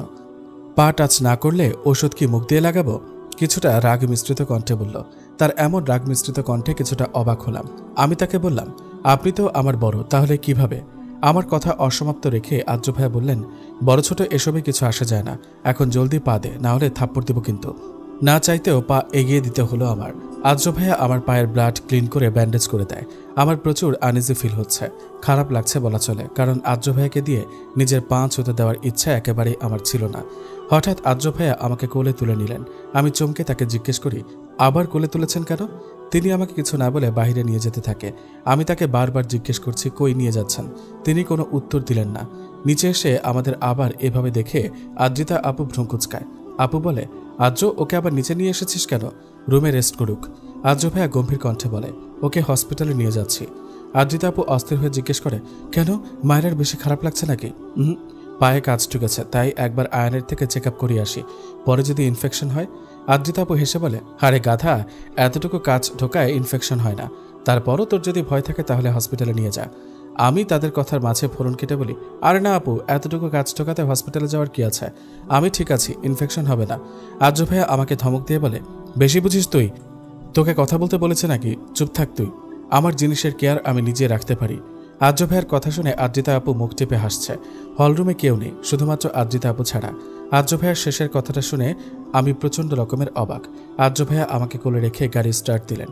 আমি বিরক্ত হয়ে বললাম, আমি সিটে বসবো। তিনি গম্ভীর কণ্ঠে বললেন, কোনো দরকার নেই, চুপচাপ বসে থাক। বেশ বিরক্ত হলাম তার এরূপ আচরণে। মাইশা কান্না করতে করতে আয়নকে বলে, মেঘের সাথে আমার রিলেশন কলেজ লাইফ থেকে, অনেক ভালোবাসি আমরা একে অপরকে। আমাদের রিলেশনের কথা মেঘের বড় বোন মেঘলা আপুও জানত। তার মধ্যে একদিন ভুল করে আমার আর মেঘের মধ্যে ফিজিক্যাল রিলেশন হয়ে যায়, যদিও ভুলটা সম্পূর্ণ আমার প্রেগনেন্ট হওয়ার পর আমি ভয় পেলেও মেঘ আর মেঘের বড় বোন মেঘলা আপু বেশ খুশি ছিলেন। মেঘলা আপু আমাদের কাবিনও করিয়ে রেখেছে আমার প্রেগনেন্ট হওয়ার পর। মাইশার কথার মাঝে আয়ন বলে, তার মানে তুই মেঘের লিগালি ওয়াইফ? তারপর বিয়ের পরই মেঘ কেমন অদ্ভুত আচরণ করতে থাকে, আমাকে ইগনোর করে, অন্য মেয়েদের সাথে রিলেশন করে। আমাকে মেঘ বলে যে ওর নাকি আমাকে আর ভালো লাগে না, কিন্তু আয়ন ভাইয়া আমি শিওর মেঘ মিথ্যা বলছে, ওর কোনো প্রবলেম হয়েছে। তারপর মাইশা কিছুক্ষণ আগে ঘটে যাওয়া ঘটনাগুলো বলে। সব শুনে আয়ান দীর্ঘ নিঃশ্বাস ফেলে। ও বুঝতে পারছে না ওর এখন কি করা উচিত। আয়ান মাইশাকে বলে, তুই চিন্তা করিস না, আমি দেখছি কি করা যায়। ভাইয়া, বাসার সবাইকে কি বলবো? আমি দেখছি। আয়ান নিজের অ্যাপ্রন হাতে নিয়ে উঠে দাঁড়ালো। তারপর মাইশার দিকে তাকিয়ে একটা হাসি দিয়ে বলে, রেস্ট কর। আয়ান বেরোতে যাবে, তখন নার্স একজন হন্তদন্ত হয়ে কেবিনে এসে আয়ানকে উদ্দেশ্য করে বলে, স্যার। হ্যাঁ বলো। স্যার, আদ্র স্যার এসেছে মায়রা ম্যামকে নিয়ে। আদ্রের নাম শুনে মাইশার গলা শুকিয়ে আসছে। আয়ান একবার মাইশার দিকে তাকিয়ে তারপর নার্সকে বলে, হঠাৎ? স্যার, মায়রা ম্যামের পায়ে বেশ ব্যথা পেয়েছে, আর হাতেও ব্যান্ডেজ করা দেখলাম। হোয়াট? মায়রার এই অবস্থা শুনে আয়ানের বুকে মোচড় দেয়। মায়রা অনেক আদরের আয়ানের কাছে। দুনিয়া একদিকে তো মায়রা একদিকে। নিজের জীবনের থেকেও বেশি ভালোবাসে আয়ান তার বোনকে। ছোট থেকে বেশ আদরে বড় করেছে আয়ান মায়রাকে। আয়ান কাঁপা কণ্ঠে নার্সকে জিজ্ঞেস করে, ওরা কই এখন? স্যার, আপনার কেবিনে বসে আছে। আয়ান দৌড়ে বেরিয়ে যায় মাইশার কেবিন থেকে। এদিকে মাইশারও বেশ টেনশন হচ্ছে মায়রার জন্য। অনেক আদরের বোন মায়রা, বলতে গেলে খান পরিবারের আত্মা হচ্ছে মায়রা। মাইশা নার্সকে জিজ্ঞেস করে, নার্স, মায়রার অবস্থা কি বেশি খারাপ? না ম্যাম, অতটা না। আপনি অস্থির হবেন না ম্যাম, রেস্ট করুন। এই হসপিটালটা আয়ানের, তাই মোটামুটি সবাই আয়ানের ফ্যামিলিকে চেনে। এদিকে মেঘের অবস্থা দিন দিন খারাপ হচ্ছিল। মেঘলা ডাক্তারের থেকে পরামর্শ করে পরশুদিন ওকে দেশের বাইরে নিয়ে যায় চিকিৎসার জন্য। বাংলাদেশের ডাক্তাররা বলেছে যদি একটু উন্নতি হতে পারে। তাই মেঘলা একটু আশা নিয়ে বিদেশ পাড়ি দেয় ভাইকে নিয়ে। এখানে মেঘের যদিও একটু মত ছিল না, তারপরও মেঘলা মেঘের বাচ্চার ওয়াদা দিয়ে ওকে বিদেশে চিকিৎসা করাতে নিয়ে যায়। আয়ান দৌড়ে কেবিনে ঢুকে দেখে মায়রা বেডে মুখ ফুলিয়ে বসে আছে, আর তার পাশে আর্য দাঁড়িয়ে ফোন টিপছে। আয়ান দৌড়ে গিয়ে মায়রাকে জড়িয়ে ধরে কপালে একটা চুমু দেয়। ভাইয়ের এমন ভালোবাসা দেখে মুচকি হাসে আর্য। ও মনে মনে ভাবে, কতটা লাকি আমার বউ, এত কেয়ারিং একজন ভাই পেয়েছে। আয়ানের মতো কেয়ার তো আমিও করতে পারবো না। ভাইয়ার কেবিনে বসেছিলাম, তখনই ভাইয়া এসে জড়িয়ে ধরে আমাকে। আমি ভাইয়াকে বলি, কালকে কইছিলে ভাইয়া? আমার প্রশ্নটা শুনে ভাইয়া কেমন যেন আমতা আমতা করতে লাগলো। আয়ান ভাইয়া বলল, কালকে অনেক দরকারি একটা সার্জারি ছিল, তাই তো আসতে পারিনি। ওহ। আয়ান ভাইয়া আর্য ভাইয়ের দিকে তাকিয়ে জিজ্ঞেস করে, আর্য, মায়রার এমন অবস্থা কিভাবে হলো? আমি ভীত দৃষ্টিতে আর্য ভাইয়ের দিকে তাকিয়ে আছি, মনে মনে প্রে করছি যেন আর্য ভাইয়া আজকের ঘটনাটা না বলে। আর্য ভাইয়া ভাইয়াকে বলে, আসলে আয়ান। আর্য ভাইয়া আর কিছু বলতে যাবে, তখনই একজন দৌড়ে এসে বলে, ডাক্তার আয়ান, আপনার পেশেন্টের শ্বাস নিতে প্রবলেম হচ্ছে, জলদি আসুন। আয়ান ভাইয়া কথাটি শুনে আমাদের উদ্দেশ্যে বলে, তোরা থাক, আমি একটু দেখে আসি। ভাইয়ার কথার বিপরীতে মাথা নাড়লাম আমি। ভাইয়া চলে যাওয়ার পর আমি আর্য ভাইয়ের দিকে তাকিয়ে বললাম, আর্য প্লিজ ভাইয়াকে আজকের ঘটা কোনো কিছুই বলবে না, তাহলে ভাইয়া পাগল হয়ে যাবে নিশ্চিত। আমার কথা শুনে আর্য ভাইয়া চোখ ছোট ছোট করে বললেন, আমি যদি নাও বলি তাহলে বাড়ির কারো না কারো কাছ থেকে আয়ান ব্যাপারটা জেনে যাবে, তখন কি করবি? তখনকার ব্যাপার হ্যান্ডেল করে নিব, বাট আপাতত না। ভাইয়াকে দেখে বেশ চিন্তিত মনে হচ্ছিল, তাই এখন আর স্ট্রেস নিতে চাই না। আচ্ছা, বলবো না। আর্য ভাইয়ের কথা শুনে প্রশান্তির শ্বাস ফেললাম। আমি বসেছিলাম, তখনই ফোনে একটা মেসেজ আসে আমার। মেসেজটা দেখে কপালে বিন্দু বিন্দু ঘাম জমা হয় আমার, আর মনের ভেতরে জাগে আর্য ভাইয়াকে হারিয়ে ফেলার ভয়। এবার হয়তো আর্য ভাইয়াকে হারিয়ে ফেলবো আমি। মেসেজটার দিকে তাকিয়ে কয়েক ফোঁটা অশ্রু বিসর্জন দিলাম আমি। আমার মেসেজটা দেখে বেশ ভয় হচ্ছিল। মেসেজটা ছিল তুর্নার। তুর্নার সম্পর্কে আমার ফুফাতো বোন হয়। আব্বুরা মোট 3 ভাই 1 বোন, তার মধ্যে তুর্নার আম্মু মানে আমার ফুপি, সে হচ্ছে সবার ছোট। তুর্না মেসেজটা পাঠিয়েছে, মায়ু, আমরা আগামী মাসে বিডিতে ব্যাক করছি, তাই তৈরি থাকিস। বিডিতে আসা মাত্রই আমার আর আর্যর বিয়ে হবে। বিয়ের কথাটা শুনে একটুও চমকালাম না, কারণ তুর্না আর আর্য ভাইয়ের বিয়ে আগে থেকে ঠিক হয়ে আছে, যদিও আর্য ভাইয়া এই বিয়ের সম্পর্কে কিছু জানে না। আমার মনে মাঝে মাঝে একটা প্রশ্ন উদয় হয়, সেটা হচ্ছে, যদি তুর্নার সাথে আর্য ভাইয়ার ব্যাপারটা আর্য ভাইয়া জানতে পারে, তাহলে কি ভাইয়া আমাকে ভুলে যাবে? এই প্রশ্নটা যখনই মাথায় আসে আমার তখনই বুকে এক প্রকার চাপ অনুভব হয়। জানি না কেন, হয়তো তার প্রতি মায়া জন্মে গেছে। এসব ভাবার সময় কখন যে চোখটা ভিজে এসেছে খেয়ালই নেই। কিছুক্ষণ পর আয়ান ভাইয়া এসে আমার হাত পায়ের ব্যান্ডেজ খুলে আবার নতুন করে কিছু মেডিসিন লাগিয়ে দিয়ে ব্যান্ডেজ করে দিলেন। আয়ান ভাইয়া আর্য ভাইয়াকে জিজ্ঞেস করলেন, কি হলো আর্য, বল, কিভাবে মায়রার এমন অবস্থা হলো? আর্য ভাইয়া আমার দিকে তাকিয়ে অদ্ভুত হাসলেন। এই হাসির অর্থ জানা নেই আমার। আর্য ভাইয়া বললেন, জানিস না তোর বোন কতটা কেয়ারলেস? তেমনভাবে কেয়ারলেসভাবে চলতে গিয়ে এটা করিয়েছে। আর্য ভাইয়ের কথা শুনে ভাইয়া আমার দিকে চোখ গরম করে তাকালেন। আমার প্রচুর রাগ লাগছে আর্য ভাইয়ের প্রতি। তিনি কেন এটা বললেন? অন্য কিছু তো বলতে পারতেন। এখন ভাইয়া আমাকে তার মহামূল্যবান ডাক্তারি লেকচার শোনাবে। আমি আর্য ভাইয়ের দিকে তাকিয়ে দেখলাম তিনি মুখ টিপে হাসছে। আয়ান ভাইয়া বেশ কিছুক্ষণ তার লেকচার দিয়ে আমাদের যেতে বললেন। আর্য ভাইয়া আমাকে কোলে করে গাড়িতে নিয়ে বসালেন। গাড়িতে বসানো মাত্রই আমি তার কলার টেনে বলি, আপনার দরকার কি ছিল ভাইয়াকে এটা বলার? অন্য কিছু তো বলতে পারতেন। My wish, none of your business, got it? কথাটি বলে আমার হাত থেকে নিজের কলার ছাড়িয়ে নিয়ে ড্রাইভিংয়ে মন দিলেন। প্রচুর রাগ লাগছে আমার, কিন্তু কিছু তো আর করার নেই। 1 সপ্তাহ পর হাত পায়ের ক্ষত ঠিক হয়ে গেছে। এখন আমি একা একাই চলাফেরা করতে পারি। এই কয়েকদিনে আর্য ভাইয়া একদম পাল্টে গেছে। আগের থেকেও বেশ গম্ভীর হয়ে গেছে। কেউ ওনার সামনে গেলেই ধমক দেয়, কোনো কারণ ছাড়াই। আর্য ভাইয়ার এমন আচরণে বাড়ির সবাই অনেক চিন্তিত তাকে নিয়ে। সবচেয়ে অদ্ভুত বিষয় হচ্ছে, আর্য ভাইয়া এখন আর আমার সাথে দেখা করে না। বিষয়টা বেশ অবাক করেছে আমাকে। যে আর্য ভাইয়া কিনা আমাকে দেখা ছাড়া এক মুহূর্ত টিকে থাকতে পারতো না, সে কিনা পুরো 1 সপ্তাহ আমাকে না দেখে কাটিয়েছে। তাহলে কি আমাকে ভুলে গেছেন উনি? ক্লাবের মধ্যে মাতাল হয়ে পড়ে আছে আর্য। রোহিত অবাক হয়ে তাকিয়ে আছে। কারণ আর্য কখনো মদ তো দূরের কথা, একটা সিগারেট পর্যন্ত টাচ করেনি। আর্য একটার পর একটা মদের বোতল শেষ করছিল, তখন রোহিত আর্যের কাছে এসে বলে, আর্য কি করছিস সেসব? এত ড্রিঙ্কস করলে তোর হেলথে প্রবলেম হবে। কি হয়েছে তোর, একটু বলবি? এমন আচরণ করছিস কেন? আর্য নেশাক্ত কণ্ঠে বলে, রোহিত, ওরা ওরা আমার মায়েরাকে নিয়ে যাবে। রোহিত অবাক হয়ে বলে, কারা নিয়ে যাবে মায়েরাকে? কি বলছিস তুই? ওর বাবা মা? কিন্তু কিভাবে? আমরা তো সব ঠিক করে দিয়েছি, আর তাছাড়া ওদের কাছে তো লিগালি নোটিশও নেই। আছে মানে কি? কিভাবে? আর্য আর কিছু বলার আগে রোহিতের কাঁধে ঢলে পড়ল। রোহিত আর্যকে ধরে দেখে ও সেন্সে নেই। রোহিত দীর্ঘ নিঃশ্বাস ছেড়ে বলে, বেশি ড্রিঙ্ক করার ফল। জানলার ধারে বসে শূন্য আকাশ পানে চেয়ে আছে মাইশা, চোখে পানি। মাইশা এখন হোস্টেলে থাকে। যতদিন পর্যন্ত না বেবি হচ্ছে ততদিন পর্যন্ত এখানে থাকতে বলেছে আয়নকে। বাড়ির সবাইকে ম্যানেজ করা শেষ। মাইশা আকাশের দিকে তাকিয়ে বলে ওঠে, মেঘ, আমি জানি তুমি আমাকে ভালোবাসো, কিন্তু কেন তুমি মিথ্যা বললে? আর কই চলে গেছো তুমি? এবার ফিরে এসো প্লিজ। তোমাকে ছাড়া আমাদের বাচ্চাকে কিভাবে বড় করব? রাতের বেলা বই নিয়ে হালকা ঘাটাঘাটি করছি। কালকে থেকে ক্লাস শুরু হবে, কিন্তু পরে একটুও মন বসছে না। বারবার আর্য ভাইয়ের কথা মনে পড়ছে। নিজের মনকে যত কন্ট্রোল করার চেষ্টা করি ততবারই আর্য ভাইয়ের কথা মনে পড়ে। কিছুক্ষণ পর বাসার কলিং বেল বেজে ওঠে। আমি দৌড়ে গিয়ে দরজা খুলে দিই। দরজা খোলার পর দেখি আর্য ভাইয়া রোহিত ভাইয়ার কাঁধে ভর দিয়ে আছে। আমি কিছুটা ভয় পেয়ে গেলাম। রোহিত ভাইয়া বলল, ভয় পাওয়ার কিছু নেই, আর্য ঠিক আছে। ড্রিঙ্ক করার ফলে জ্ঞান হারিয়েছে। আমি অবাক হয়ে বললাম, ড্রিঙ্ক? কিন্তু ভাইয়া তো এসব। আমার কথা শেষ হওয়ার আগে রোহিত ভাইয়া বলল, জানি আর্য এসব খায় না। আসলে আজকে যে ওর কি হয়েছে আমরা কেউ জানি না। আমি এখনও আর্য ভাইয়ের দিকে অবাক হয়ে তাকিয়ে আছি। রোহিত ভাই বলে, একটু হেল্প করো, ওকে ওর রুমে দিয়ে আসি। আমি আর্য ভাইয়ের এক হাত নিজের কাঁধে তুলে নিয়ে তার রুমের দিকে নিয়ে গেলাম। টেবিলের ওপর পা দিয়ে বসে আছে আদনান মাহমুদ। কিছুক্ষণ পরপর আবার সিগারেটও টান দিচ্ছে। তখন একটা ছেলে এসে বলল, স্যার খবর আছে। বল। স্যার, মেয়েটার খবর পেয়েছে। আদনান মাহমুদ টেবিল থেকে লাফ দিয়ে নেমে এসে বলে, কই থাকে? স্যার, বিডি ডিএমএ পড়ে। আদনান মাহমুদ বাঁকা হাসি দেয়। এদিকে আর্য ভাইয়াকে বেডে শুয়ে দেওয়ার পর রোহিত ভাই চলে যায়। আমি আর্য ভাইয়ের পাশে বসে তার মাথায় হাত দিলাম। আর্য ভাইয়ের দিকে তাকিয়ে এক ফোঁটা পানি গড়িয়ে পড়ল চোখ থেকে। কতটা বদলে গেছে আর্য ভাইয়া। চেহারার সেই উজ্জ্বলতা নেই। আগের থেকে বেশ শুকিয়ে গেছে তিনি। চোখের নিচেও কালি পড়ে গেছে। হঠাৎ আর্য ভাইয়া চোখ খুলে আমাকে দেখে লাফ দিয়ে উঠে বসে। আমি ভয় পেয়ে কিছুটা দূরে সরে যাই, কিন্তু আর্য ভাইয়া আমার হাত ধরে কাছে টেনে এনে আমার গাল দুটো ধরে বলে, ভালোবাসি মায়াপুরী, প্লিজ ছেড়ে যাস না আমায়, মারা যাব আমি। আর্য, কি বলছেন এসব? অনেক ভালোবাসি তোকে, এক আকাশ ভালোবাসি। কেন বুঝিস না আমার ভালোবাসা?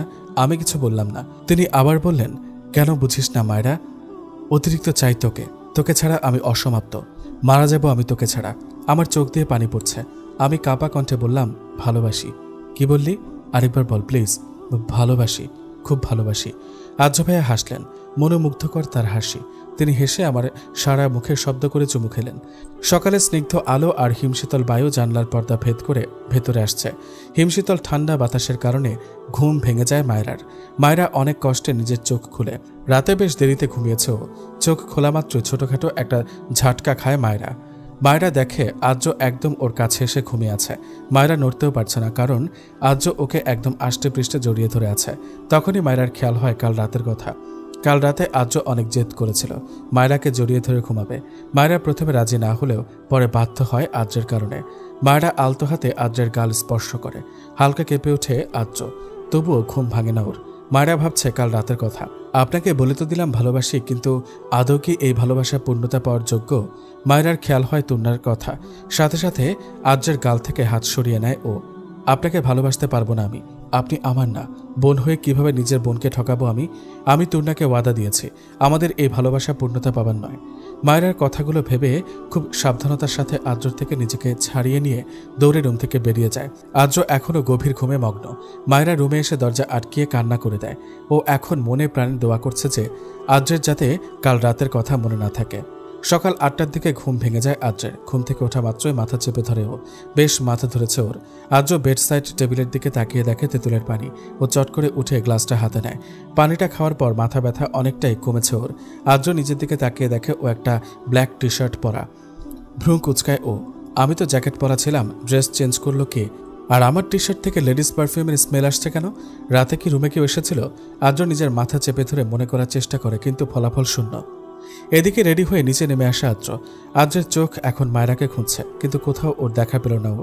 তখনই পেছন থেকে আদ্রিতা বলে ওঠে, কাকে খুঁজছিস? মায়রা কই?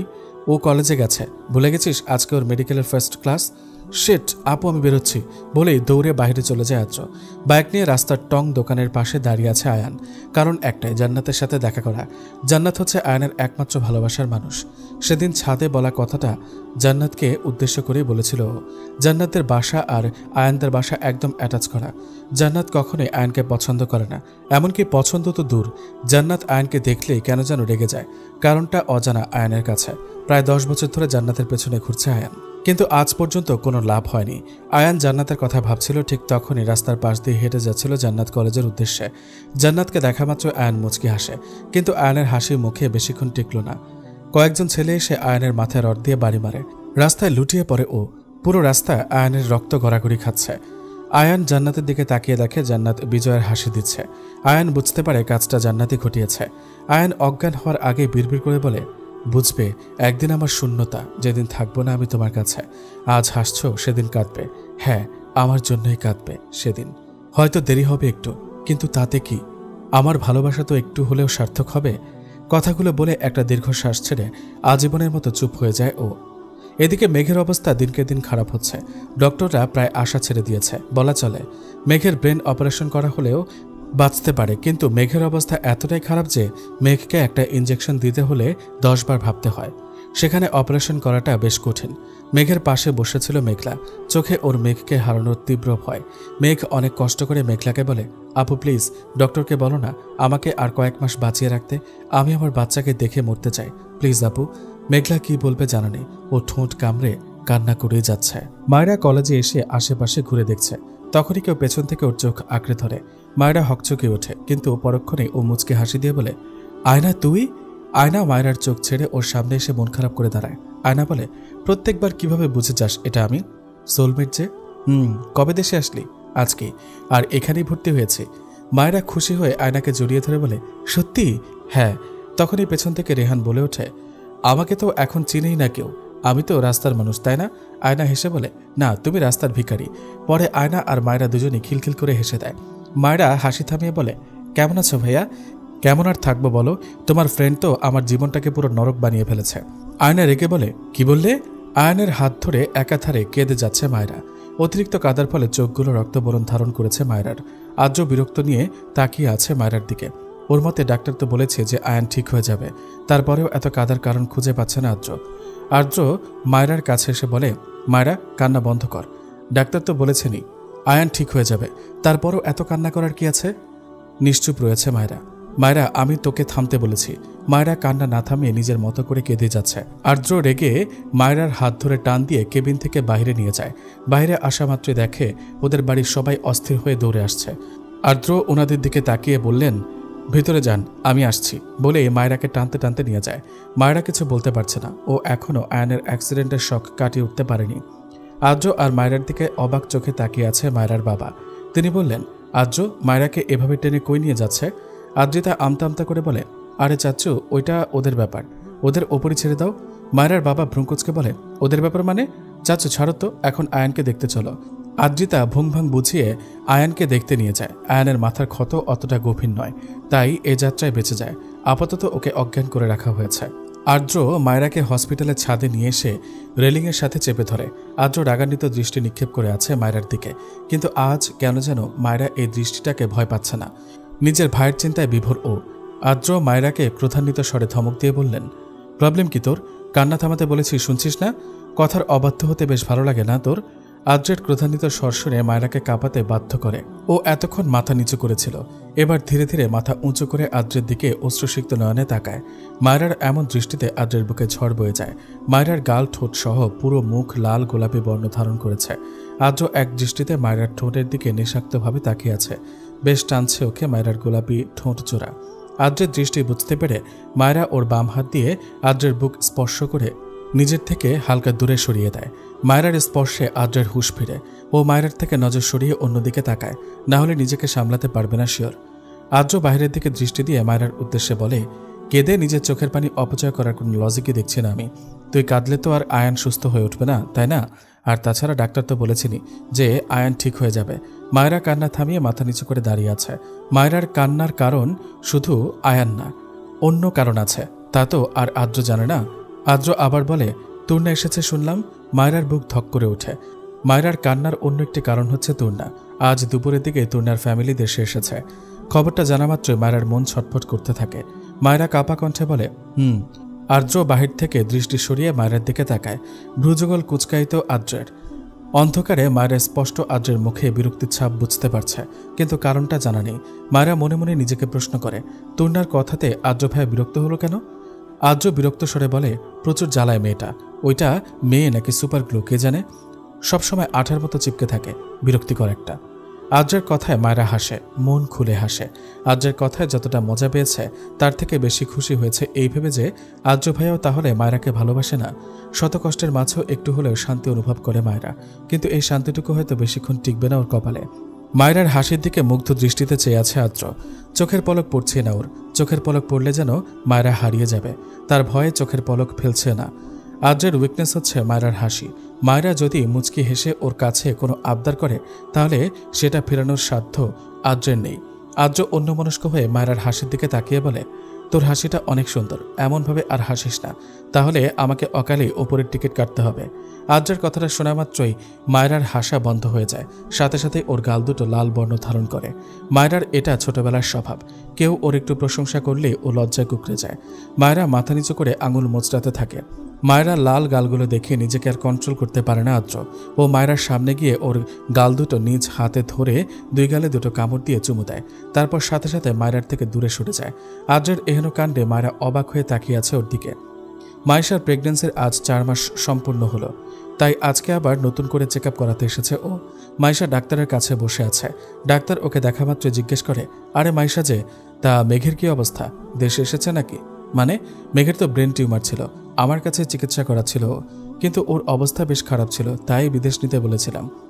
ডাক্তারের কথা শুনে অজ্ঞান হয়ে যায় মাইশা। হসপিটালের ছাদে চুপচাপ দাঁড়িয়ে আছে মায়েরা। আদ্র ফোনে কথা বলায় ব্যস্ত। মায়েরা রেলিং ধরে দাঁড়িয়ে ঢাকার ব্যস্ত নগরী দেখছে। হঠাৎই ঝুম বৃষ্টি শুরু হয়। বৃষ্টির কারণে আদ্র তাড়াতাড়ি ফোনে কথা বলে মায়েরার কাছে এগিয়ে যায়। আদ্র মায়েরার কাছে গিয়ে দেখে মায়েরা পুরো ভিজে গেছে, শীতে কাঁপছেও। আদ্র মায়েরার কাছে এগিয়ে বলে, চল সাইডে দাঁড়াই, এই অবস্থাতে নিচে যাওয়া যাবে না। মায়েরা আর আদ্র ছাদের এক সাইডে এসে দাঁড়ায়। শীতে প্রচণ্ড কাঁপছে মায়েরা। আদ্র মায়েরার পেছনে গিয়ে ওকে জড়িয়ে ধরে। আদ্র মায়েরাকে পেছন থেকে জড়িয়ে ধরার পর মায়েরা শিউরে ওঠে। সারা শরীর অদ্ভুতভাবে কেঁপে ওঠে মায়েরার। মায়েরার কাঁপুনির কারণে আদ্র মায়েরাকে আরেকটু জোরে জড়িয়ে ধরে। আদ্র মায়েরার কানের কাছে গিয়ে বলে, বেশি ঠান্ডা লাগছে?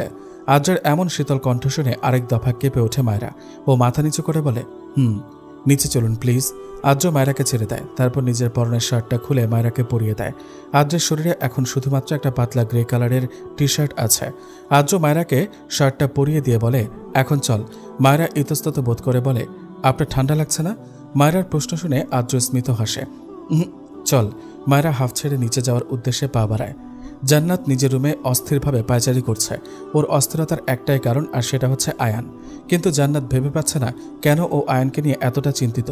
ও তো নিজেই চেয়েছিল যে আয়ান মারা যাক, তাহলে এখন কেন আয়ানের জন্য খারাপ লাগছে? জান্নাত কথাগুলো ভাবছিল, তখনই ওর আম্মু ওর রুমে প্রবেশ করে। তিনি জান্নাতকে উদ্দেশ্য করে বলেন, এভাবে পায়চারি করছিস কেন জান্নাত? জান্নাত মায়ের দিকে অপরাধমূলক দৃষ্টিতে তাকায়।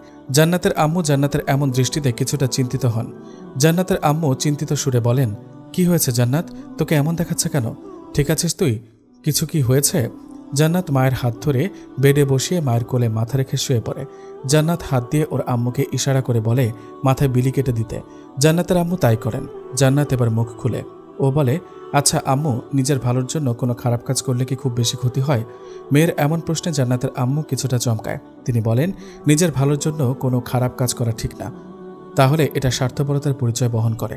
যদি পারো তাহলে ব্যাপারটা সংশোধন করার চেষ্টা করো, কিন্তু খারাপ কাজ করা ঠিক না। কারণ তুমি যে খারাপ কাজটা করবে সেটা হয়তো তোমাকে কোনো না কোনো সময় অনুশোচনা জাগাবে, তোমার খারাপ লাগা কাজ করবে। জান্নাত এতক্ষণ মন দিয়ে মায়ের কথাগুলো শুনছিল। চোখ দিয়ে পানি গড়িয়ে পড়ছে ওর। আসলে ওর প্রচণ্ড অনুশোচনা কাজ করছে। ভেতরে ভেতরে ক্ষতবিক্ষত হয়ে যাচ্ছে ও। জান্নাত হঠাৎই ডুকরে কেঁদে ওঠে। মেয়ের হঠাৎ কান্না করাতে ভরকে যায় জোহরা বেগম। জান্নাতের মায়ের নাম হচ্ছে জোহরা বেগম। জোহরা বেগম অস্থির হয়ে জান্নাতকে জিজ্ঞেস করে, কি হয়েছে মা, কাঁদছিস কেন? জান্নাত কেঁদে কেঁদে বলে, আম্মু আমি অনেক বড় একটা ভুল করে ফেলেছি। কি করেছিস বল আমাকে। জান্নাত ওর আম্মুকে সব খুলে বলে। সবকিছু শোনার পর জোহরা বেগম জান্নাতের গালে জোরে একটা থাপ্পড় মারে। থাপ্পড়ের শব্দ শুনে পাশের রুম থেকে জান্নাতের বাবা দৌড়ে আসে। তিনি এসে জান্নাতকে আগলে নিয়ে জোহরা বেগম রক্তচক্ষু দৃষ্টি নিক্ষেপ করে বলে, কি হলো, মেয়েটাকে মারছো কেন? কেন মেরেছি ওকে জিজ্ঞেস করো। ছি, আমার তো লজ্জা করছে, আমি তোর মতো একটা মেয়েকে পেটে ধরেছি। এতটা নীচ তুই কিভাবে হলি জান্নাত? জান্নাত মায়ের রাগী কণ্ঠস্বর শুনে জোরে কান্না করে দেয়। এদিকে মায়েরা আর আদ্র নিচে নামা মাত্রই কোথা থেকে যেন তুর্না দৌড়ে এসে আদ্রকে জড়িয়ে ধরে। কই ছিলে Adro? I miss you so much. মায়েরা আর আদ্র দুজনেই অবাক তুর্নাকে এই সময় এখানে দেখে। তার থেকেও বেশি অবাক তুর্নার ড্রেস আপ দেখে। তুর্নার পরনে একটা 3/4 প্যান্ট আর খুব ছোট একটা স্লিভলেস শার্ট।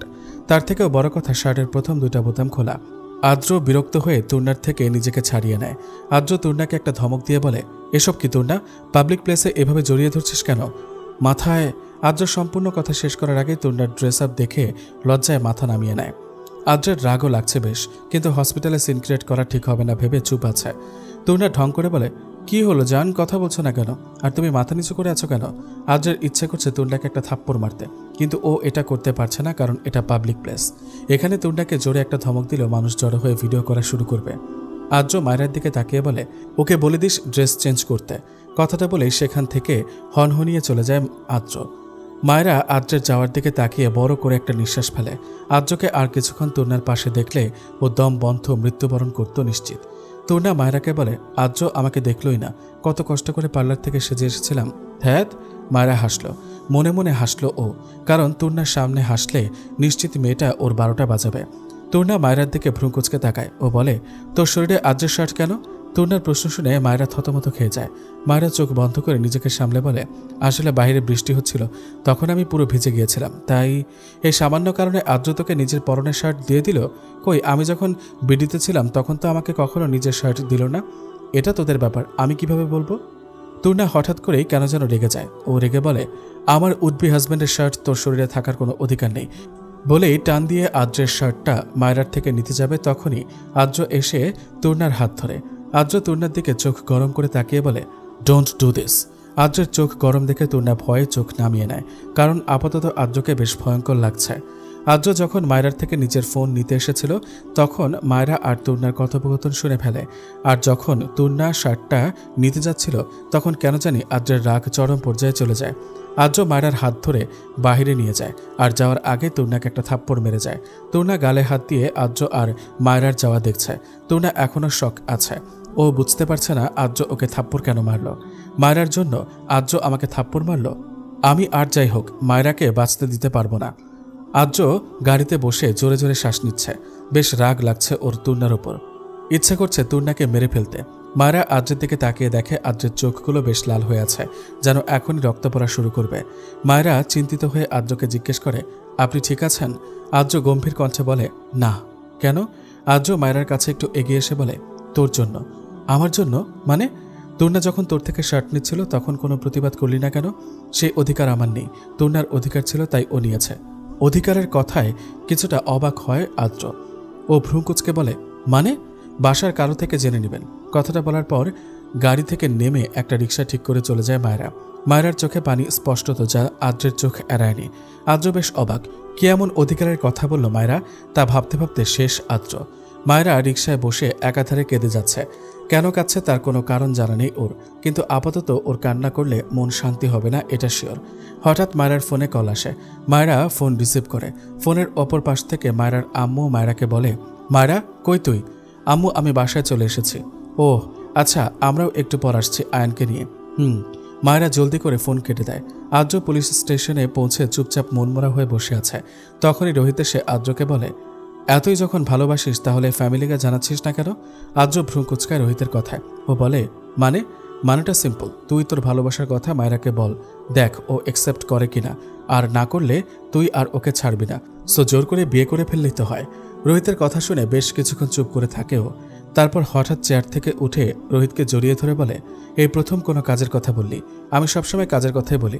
আচ্ছা শোন, প্রপোজ করার জন্য যা যা লাগে সব ঠিক করে ফেল। আজকে ওকে প্রপোজ করব, দেন রাজি হলে তো ভালো, না হলে জোর করে বিয়ে করতে হবে। আচ্ছা। আয়ানকে বাসায় আনা হয়েছে। ও পুরোপুরি সুস্থ না হলেও সুস্থ বলা চলে। আয়ানকে দেখতে জান্নাতের বাবা মা দুজনই এসেছে। জান্নাতের বাবা মাকে আসতে দেখে সবাই বেশ অবাক, কারণ জান্নাত পরিবারের কেউই কখনো আয়ানদের সাথে কথা বলে না। আজ হঠাৎ আয়ানকে দেখতে আসাতে তারা ব্যাপারটা ঠিক হজম করতে পারছে না। তারপরেও মুখে সৌজন্যতার হাসি ফুটিয়ে তাদের সাথে কথা বলে। মায়েরা চুপচাপ ছাদে দাঁড়িয়ে আছে। চারপাশে অন্ধকার নেমে এসেছে। কিছুক্ষণ পরেই সন্ধ্যা হবে, তাই মায়েরার মনটা বেশ খারাপ। ছাদে আসার আগে যখন বড় মায়ের রুম ক্রস করে আসছিল, তখন তাদের কথোপকথন শুনতে পায়। তারা আর্যের বিয়ে নিয়ে কথা বলছিল। তারা চায় আর অল্প কয়েকদিনের মধ্যেই আর্য আর তরুণার বিয়েটা যাতে হয়ে যায়। কথাগুলো শোনার পর মায়েরার শ্বাস নিতে কষ্ট হচ্ছিল। তাই তো এই ভর সন্ধ্যাবেলা ছাদে আসে। মায়েরা বাহিরের দিকে দৃষ্টি দিয়ে তাকিয়েছিল। তখন আদ্রিতা ওর ঘাড়ে হাত রেখে বলে, এই ভর সন্ধ্যাবেলা ছাদে কি করছিস মায়েরা? আদ্রিতার কণ্ঠস্বর শুনে মায়েরা পিছে ঘুরে তাকায়।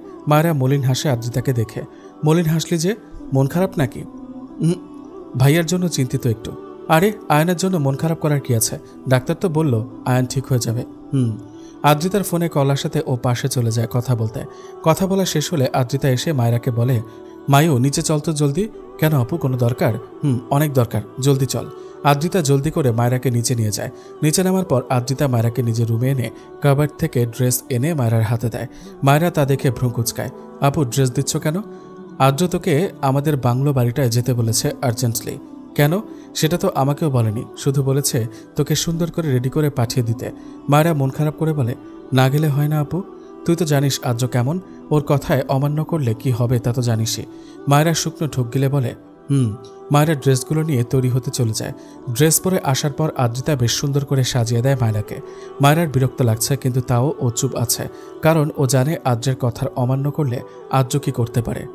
আদ্রিতা মায়েরাকে রেডি করে আদ্রের পাঠানো গাড়িতে যেতে বলে। মায়েরার মনে মনে বেশ ভয় হচ্ছে। ওর কেন যেন মনে হচ্ছে খারাপ কিছু হতে চলেছে। বাংলো বাড়িতে এসে গাড়ি থামতে মায়েরার বুকের ধুকপুকানিটা যেন 4 গুণ হয়ে যায়। মায়েরার ড্রেস ধরে আস্তে আস্তে সামনে আগায়। দরজার কাছে আসতে গোলাপি পাপড়ির বর্ষণ হয় মায়েরার ওপর। অনেকটা অবাক আর প্রশ্ন নিয়ে সামনে আগায় মায়েরা। কিছুটা সামনে যেতে একটা লোক এসে মায়েরাকে বলে, ম্যাম স্যার সেকেন্ড ফ্লোরে আছে। মায়েরা লোকটির কথা মতো সেকেন্ড ফ্লোরে যায়। সেকেন্ড ফ্লোরে যাওয়া মাত্রই মায়েরার চক্ষু চড়ক গাছ।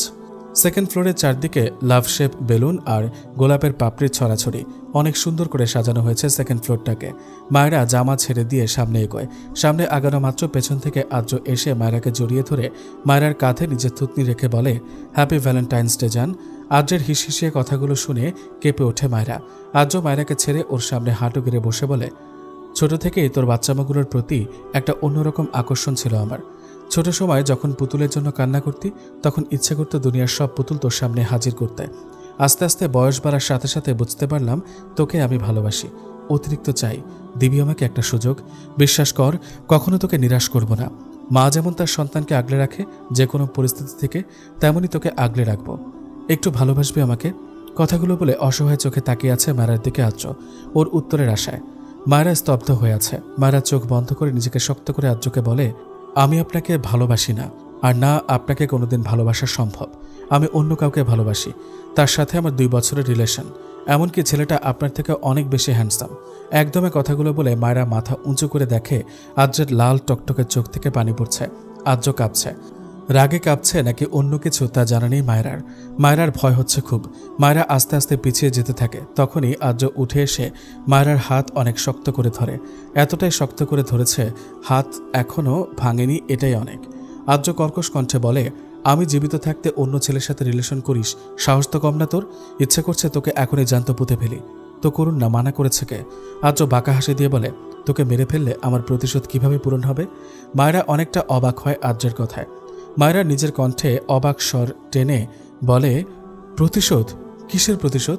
বাহ, আমাকে কষ্ট দিলেই তার শাস্তি তোকে না দিয়ে কিভাবে? আমি অন্য ছেলের সাথে রিলেশন করি, এতে আপনাকে কষ্ট দেওয়ার কি হলো? আর্যের কপালের রগ ফুলে ওঠে মায়েরার কথা শুনে। আরও বেশি হিংস্র হয় আর্য। ও বলে, রিলেশন করিস 2 বছর, কিন্তু আমি তোকে ভালোবাসি আরও অনেক বছর ধরে, এবং সেটা তুই জানিস। অ্যান্ড জেনে শুনে তুই অন্য একটা ছেলের সাথে রিলেশনশিপে গিয়েছিস। তাহলে এটাকে ধোঁকা বলে না তো কি বলে? আমি আমার মতো চলবো, তাতে আপনার কি? কারণ তুই আমার, শুধুই আমার। Got it? আর্য মায়েরার হাত ধরে টেনে নিচে নিয়ে যেতে থাকে। মায়েরা পেছন থেকে আর্যকে বলে, কই নিয়ে যাচ্ছেন আমাকে? বিয়ে করতে। মায়েরা স্তব্ধ হয়ে যায় আদ্রের কথা শুনে। ওর ব্রেন কাজ করা বন্ধ করে দিয়েছে।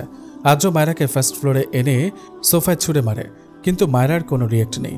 আদ্র নিজের ফোন বের করে কাকে যেন ফোন লাগিয়ে বলে, চলে আয়। ও মানেনি। মায়েরাদের বাসার সামনের ঝোপঝাড়ে বসে আছে আদনান মাহমুদ আর তার লোকেরা।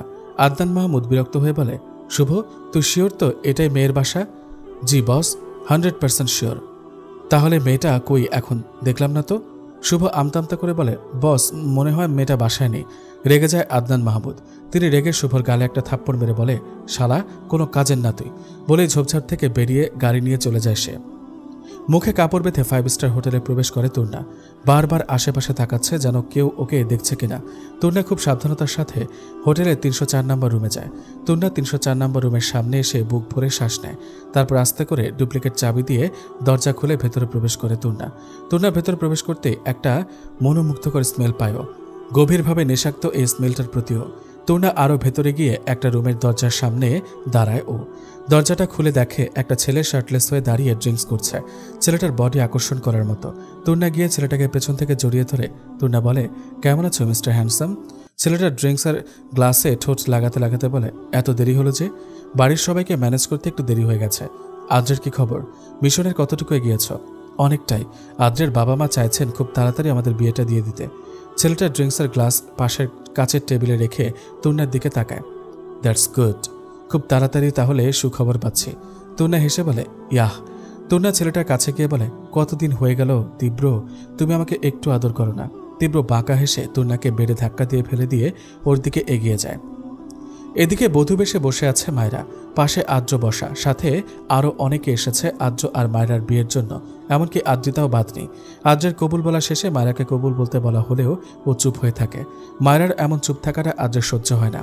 ও রেগে মায়রাকে একটা থাপ্পড় দিয়ে বলে, কবুল বলবি নাকি আরেকটা দিব? আদ্রের থাপ্পড় খেয়ে মায়রা কান্না করে দেয়। ও অসহায় চোখে আদ্রিতার দিকে তাকায়। আদ্রিতা বলে, কবুল বলে দে না বোন, না হলে আরও থাপ্পড় খেতে হবে। মায়রার প্রচুর রাগ লাগছে আদ্রিতার উপর। ওর মনে হচ্ছে কই আদ্রিতা ওকে একটু হেল্প করবে, তা না, সে নিজের ভাইয়ের অনৈতিক কাজে সাপোর্ট করছে। মায়রার ভাবনার মাঝে আরও একটা থাপ্পড় পড়ে গেল ওর গালে। মায়রা আরও জোরে কান্না করে দেয়। আদ্র বলে, এসব মেলোড্রামা অফ করে জলদি কবুল বল, না হলে এখানেই তোকে মেরে কবর দিয়ে যাব। মায়রা কাঁপা কণ্ঠে বলে, বলবো না কবুল, মেরে ফেলুন আমাকে। আদ্রের রাগ দ্বিগুণ বেড়ে যায়। আদ্র আর মায়রার কাহিনীর মধ্যে কাজী ফোড়ন কেটে আদ্রকে বলে, বাবা, জোর করে তো বিয়ে করা ঠিক না, তুমি এটা কি করছো? আদ্র চোখ বাঁকিয়ে বলে, একদম চুপ, জ্ঞান দিতে আসবেন না। আদ্র ধমক স্বরূপ কথা শুনে কাজী বেশ ভয় পেয়ে যায়। কাজীকে ভয় পেতে দেখে রোহিত বলে, আরে চাচা, স্কুলের টিচারদের মতো জ্ঞান না দিয়ে সিন উপভোগ করুন না, শুধু শুধু ওদের ঝগড়ার ভেতর নাক গলাচ্ছেন কেন? কাজী বলে, সরি বাবা, ভুল হয়ে গেছে। ইটস ওকে চাচা। বলে রোহিত আদ্রকে বলে, ক্যারি অন। আদ্র এবার নিজের পকেট থেকে গান বের করে নিজের মাথা ঠেকিয়ে বলে, বল, বিয়ে করবি নাকি গুলি করব? মায়েরা অনেক ভয় পেয়ে যায় আদ্রের এমন আচরণে। মায়েরা ভীত স্বরে বলে, ওটা সরান প্লিজ, আমি কবুল বলছি। আগে বল। আদ্রের কথা শুনে জলদি করে 3 বার করে কবুল বলে ফেলে। সাথে উপস্থিত সবাই আলহামদুলিল্লাহ বলে ওঠে। বিয়ের আরও কিছু কাজ সমাপ্তি করে পুরোপুরিভাবে স্বামী স্ত্রীর পবিত্র বন্ধনে আবদ্ধ হয় আদ্র আর মায়রার। আদ্র মায়রার কানের কাছে বলে, এবার আমার প্রতিশোধ নেওয়া শুরু করব। এত কষ্ট দেব যে তুই তোর মৃত্যু কামনা করবি। বিয়ে করেছি বলে ভাবিস না যে তোকে ভালোবাসবো আমি। এতটা টর্চার করব যে রিলেশন করার শাস্তি তুই হারে হারে পাবি। আদ্রের কথাগুলো শুনে কেঁপে ওঠে মায়রা। ও বুঝতে পারছে ওর জন্য বেশ বড় কোনো কিছু অপেক্ষা করছে। একটা পাতলা কম্বল জড়িয়ে তীব্রের বুকে শুয়ে আছে তূর্ণা। মুখে প্রশান্তির হাসি ওর। তূর্ণা তীব্রকে জিজ্ঞেস করে, একটা কথা জিজ্ঞেস করি, বলো, তুমি আদ্রের ক্ষতি করতে চাও কেন? তোমার সাথে কি করেছো? তূর্ণার প্রশ্নটা শোনার পর তীব্রর চোখগুলো লাল বর্ণ ধারণ করে। তীব্র কিছুটা রাগ মিশ্রিত কণ্ঠে তূর্ণাকে বলে, আমার জীবন কেড়ে নিয়েছে ও। তূর্ণা অবাক হয়ে বলে, মানে? তীব্র কিছু না বলে পাশ থেকে নিজের শার্ট নিয়ে বেরিয়ে যায়। এদিকে আয়ানের সামনে কাচুমাচু হয়ে বসে আছে জান্নাতের বাবা মা। আর আয়ান অবাক হয়ে তাদের দিকে তাকিয়ে। রুমে আপাতত কেউ নেই, কারণ জান্নাতের বাবা মা আয়ানের সাথে একান্তভাবে কথা বলতে চেয়েছে। আয়ান জান্নাতের বাবা মায়ের উদ্দেশ্যে বলে, আঙ্কেল আন্টি, আপনারা কি কিছু বলতে চান? জান্নাতের বাবা বলে, বাবা, আমার মেয়ে যা করেছে তার জন্য অত্যন্ত দুঃখিত। আমরা কোনোদিনও ভাবিনি যে জান্নাত এমন কিছু করতে পারে। জান্নাতের মা আকুতির স্বরে বলে, হ্যাঁ বাবা, প্লিজ জান্নাতকে মাফ করে দাও, ও বুঝতে পারেনি, ওকে আমরা বোঝাবো। আয়ান বিরক্তি নিয়ে বলে, বুঝলাম, কিন্তু আপনারা এত টেন্সড কেন? আর এতবার মাফ চাওয়ার কিছু নেই। আর কিছু বলার না থাকলে আপনারা আসতে পারেন। আয়ানের কথা শুনে জান্নাতের বাবা আমতা আমতা করে বলে, বাবা, আমাদের আরেকটা কথা বলার ছিল। জি বলুন। যদি তুমি রাজি থাকো তাহলে আমরা তোমার সাথে জান্নাতের বিয়ে দিতে চাই, কারণ আমরা জানি জান্নাত তোমার কাছে প্রকৃত সুখী হবে। আয়ান ওনাদের কথা শুনে বেশ অবাক হয়। আয়ান চোখ বন্ধ করে কিছু একটা ভেবে জান্নাতের বাবা মায়ের উদ্দেশ্যে বলে, সরি আন্টি আঙ্কেল, বাট আমি জান্নাতকে বিয়ে করতে পারবো না, কারণ জান্নাতের ওপর আর বিশ্বাস নেই। কে জানে শেষে দেখা যাবে বিয়ের দিনই আমাকে মেরে ফেলে। আয়ানের কথা শুনে জান্নাতের বাবা মা মাথা নিচু করে ফেলে। আয়ান আবার বলে, মাথা নিচু করবেন না আঙ্কেল আন্টি, এটা আপনাদের মানায় না, কারণ এখানে তো আর আপনাদের কোনো দোষ নেই, দোষ আপনার মেয়ের। আর তাছাড়া আপনার মেয়ে বিগড়ে গেছে, এতে তো আর আপনাদের দোষ নেই, কারণ কোনো বাবা মাই চায় না তার সন্তান খারাপ শিক্ষা গ্রহণ করুক, এবং আপনারাও হয়তো এটা চাননি। আয়ানের কথা শুনে জান্নাতের বাবা মায়ের চোখে পানি এসে পড়ে। জান্নাতের মা মারা যাওয়ার আগে আয়ানের মাথায় হাত বুলিয়ে বলে, তোমার চিন্তাধারা অনেক ভালো বাবা, দোয়া করি অনেক বড় হও জীবনে, আর আরেকবার আমার মেয়েটার কথা একটু ভেবে দেখো, আসি। জান্নাতের বাবা মা চলে যায়। আয়ান তাদের দিকে যাওয়ার দিকে তাকিয়ে থাকে এবং একটা চাপা শ্বাস ফেলে। আজকে ও যে কাজটা করেছে সেটা সঠিক কিনা ভুল তা জানা নেই। জান্নাতের বাবা মা যেতেই আয়ানের মা আয়ানের কাছে এসে বলে, কি বলল তারা? আয়ান বেড়ে হেলান দিয়ে চোখ বুজে বলে, মেয়ের বিয়ের প্রস্তাব নিয়ে এসেছিল। আয়ানের মা উৎসাহ নিয়ে বলে, তুই কি বললি? না করে দিয়েছি। না করলি কেন? মেয়েটা দেখতে শুনতে তো খারাপ না, আর যথেষ্ট বড় ঘরের মেয়ে, আমার পছন্দ হয়নি তাই। আয়ানের আম্মুর কেন যেন আয়ানের কথাটা বিশ্বাস হলো না। তারপরও তিনি ছেলের মাথায় হাত বুলিয়ে বলে, তোর পছন্দ না হলে কি করার, রেস্ট নে তাহলে। আয়ান ছোট করে জবাব দেয়, ডাইনিং রুমে বসেছিল আদ্রের বাবা মা আর তুর্নার মা। তারা আদ্র আর তুর্নার বিয়ের কথা বলছিল। তখনই মায়রা আর আদ্র বাসায় প্রবেশ করে। আদ্রকে দেখে আদ্রর আম্মু মুচকি হেসে বলে, আয়, তোর জন্য অপেক্ষা করছিলাম, কিছু কথা বলার আছে তোকে। আদ্র নিজের শার্টের হাতা গুটিয়ে বলে, আগে আমার কিছু বলার আছে। আচ্ছা বল। আদ্র মায়রার দিকে তাকায়। মায়রা মাথা নিচু করে দাঁড়িয়ে আছে আদ্রিতার পাশে। মায়রার চোখ মুখ ফুলে বেহাল দশা। আদ্র বলে, আমি বিয়ে করেছি। কথাটা শোনা মাত্র পুরো বাড়িতে থমথমে পরিবেশ বিরাজ করে। সবাই অবাক হয়ে আদ্রের দিকে তাকিয়ে আছে। আদ্রের বাবা বলে, কাকে বিয়ে করেছিস তুই? আদ্র মায়রার কাছে গিয়ে মায়রার হাত ধরে সবার সামনে এনে বলে, মায়রাকে। এই কথাটা শোনার পর আরেক দফা শক খায় সবাই। সিঁড়ি দিয়ে আয়ান ফোনে কথা বলতে বলতে নামছিল। এই কথাটা শুনে ওর হাত থেকে ফোন পড়ে যায়। বলতে গেলে সবার অবস্থা বেশ খারাপ। এই কথাটা শুনে আদ্রর আম্মু বলে, বুঝলাম তুই মায়রাকে বিয়ে করেছিস, কিন্তু এভাবে আমাদের সবাইকে না জানিয়ে বিয়ে করলি কেন? আমরা কি না করতাম নাকি? আদ্র ডোন্ট কেয়ার ভাব নিয়ে বলে, আমার ইচ্ছা, এখন তোমরা আমাদের অ্যাকসেপ্ট করবে, নয়তো আমি মায়রাকে নিয়ে বাড়ি ছেড়ে চলে যাব। আদ্রর কথা শুনে আদ্রর বাবা বলে, বাড়ি ছাড়ার কোনো দরকার নেই, আমরা তোমাদের মেনে নিয়েছি। কি বলো আদ্রের মা? আদ্রর আম্মু মাথা নেড়ে বলে, হ্যাঁ। আদ্রর আম্মু অনেক আগে থেকে চাইতেন মায়রাকে আদ্রের বউ হিসেবে, এতদিন বলেনি ফ্যামিলির সম্পর্ক নষ্ট হবে বলে। আদ্রের আম্মু মায়রার কাছে গিয়ে মায়রার গাল ধরে উঁচু করে কপাল একটা চুমু দেয়। তিনি বলেন, আমি অনেক খুশি তুই আমার আদ্রের বউ হলি তাই। আয়ান মায়রার কাছে গিয়ে বলে, মায়রা। মায়রা ভাইকে জড়িয়ে ধরে কান্না করে দেয়। মায়রা বলে, ভাইয়া সরি। আয়ান মায়রার মাথায় হাত বুলিয়ে দিয়ে হালকা হেসে বলে, কাঁদছিস কেন? আমি রাগ করিনি তো। বাসার সবাই কথা বলছে, তার ফাঁকে মায়রা নিজের রুমে চলে যায়। এদিকে রাতের বেলা তুর্না নিজের রুমে জিনিসপত্র ভাঙচুর করছে। রাগে গা কাঁপছে ওর। যখন থেকে তুর্না শুনতে পেরেছে যে আদ্রের সাথে মায়রার বিয়ে হয়ে গেছে, তখন থেকে ওর অবস্থা খারাপ। তুর্না এখন ভেবে পাচ্ছে না তীব্রকে কি জবাব দেবে। তখনই তুর্নার ফোনে তীব্রের কল আসে। তুর্না ফোন রিসিভ করে কাঁপা কাঁপা কণ্ঠে বলে, তীব্র আদ্রর বিয়ে হয়ে গেছে তাই না? তুর্না অবাক হয়ে তীব্রকে জিজ্ঞেস করে, তুমি কিভাবে জানলে? কাম অন তুর্না, আমার জানার অনেক মাধ্যম আছে। তীব্র, আম সরি। এখন কি করব? সরি বলার কিছু নেই, ইভেন আমাদের কাজটা আরও সহজ হয়ে গেছে মায়রা আর আদ্রের বিয়ের কারণে। তুর্না তীব্রের কথার মানে বুঝতে পারে না। ও ভ্রুকুচকে বলে, মানে? Just wait and watch. কথাটা বলে তীব্র ফোন কেটে বাঁকা হাসে। এবার বুঝবি তীব্র, কাছের কেউ দূরে সরে গেলে কেমন ফিল হয়। কয়েক মাস পর রুমের এক কোণে দাঁড়িয়ে ভয়ে কাঁপছে মায়রা। মায়রার প্রচুর ভয় হচ্ছে যে প্রতিদিনকার মতো আজকেও যদি মায়রাকে মারে আদ্র। এই কয়েক মাসে অনেক কিছু বদলে গেছে। মায়রা আর আদ্রের লাইফ পুরো নরকে পরিণত হয়েছে, স্পেশালি মায়রার লাইফ। মায়রার শরীরে আদ্রের মায়ের দাগগুলো কালশিটে হয়ে রক্ত জমে আছে। আদ্র প্রত্যেক রাতে ড্রিঙ্ক করে এসে মায়রাকে অমানুষের মতো মারধর করে, যার কারণ জানা নেই মায়রার। কিছু সময় অতিবাহিত হওয়ার পর মায়রা দরজা খোলার শব্দ পায়। মায়রা আস্তে করে মাথা উঠিয়ে দেখে আদ্র দাঁড়িয়ে। ওর এক হাতে ড্রিঙ্কের বোতল আর আরেক হাতে একটা লাঠি, যেটা দিয়ে প্রত্যেকদিন আদ্র মায়রাকে মারে। মায়রা ডুকরে কেঁদে ওঠে। কিছুক্ষণের মাঝেই মায়রার আর্তনাদে আশেপাশের পরিবেশ থমথমে হয়ে যায়। একটা অন্ধকারাচ্ছন্ন বদ্ধ ঘরে অজ্ঞান হয়ে পড়ে আছে আদ্র। এভাবে প্রায় বেশ কয়েক মাস ধরে অজ্ঞান হয়ে আছে ও। কিছু সময় পার হয়ে যাওয়ার পর ওই লোকটি প্রবেশ করে, যে কিনা আদ্রের মতো চেহারা প্লাস্টিক সার্জারি করে হয়েছে এবং আদ্রের মতো কণ্ঠস্বর আওতা করে এতদিন মায়রার ওপর পশুর মতো নির্যাতন করে আসছিল। লোকটি আর কেউ নয়, সে হচ্ছে তীব্র। প্রতিশোধ নেওয়ার জন্য ও উন্মাদ পাগল হয়ে উঠেছে, যে নিজের চেহারা পাল্টাতেও একবারও ভাবেনি তীব্র। তীব্র আদ্রের সামনে গিয়ে পাশে থাকা বালতি থেকে সব পানি আদ্রের উপর ঢেলে দেয়। ধরপড়িয়ে উঠে বসে আদ্রর জ্ঞান ফেরার পর ও মাথা ধরে কিছুক্ষণ বসে থাকে। প্রচণ্ড যন্ত্রণা করছে ওর মাথায়। আদ্র আস্তে করে মাথা উঁচু করে আশপাশের পরিবেশ ব্যাখ্যা করার চেষ্টা করে। আদ্র অতীত মনে করে। মায়রাকে বাসায় দিয়ে আদ্র জরুরি একটা কাজে বাইরে চলে যায়। মাঝ রাস্তায় আসার পর হঠাৎ আদ্র গাড়ির বন্ধ হয়ে যায়। আদ্র বিরক্ত হয়ে গাড়ি থেকে নামবে, তখনই কেউ ওকে শক্ত কিছু দিয়ে মাথায় আঘাত করে। তারপর থেকে ও এখানে অজ্ঞান অবস্থায়। বর্তমানে আদ্র সামনে তাকিয়ে কিছুটা ঘাবড়ে যায়, নিজের মতো চেহারা অন্য কাউকে দেখে। তীব্র বেশ এনজয় করছে আদ্রের এমন অবস্থা। আদ্র চিন্তিত স্বরে বলে, কে আপনি? নিশ্চুপ। কথা কানে জানে নাকি কে আপনি? আর আমি এখানে কি করছি? তীব্রকে চিনিস? তীব্রের নাম আর তীব্রের মতো কণ্ঠস্বর শুনে বেশ ঘাবড়ে যায় আদ্র। কপাল থেকে ফোঁটা ফোঁটা ঘাম গাল বেয়ে চুইয়ে পড়ছে আদ্রের। তীব্র তাচ্ছিল্যের হাসি দিয়ে বলে, কি হলো, ভয় পাচ্ছিস কেন? আদ্র কাঁপা সুরে বলে, তুই বেঁচে আছিস? আর তোর চেহারা আমার মতো কেন? অবভিয়াসলি বেঁচে আছি।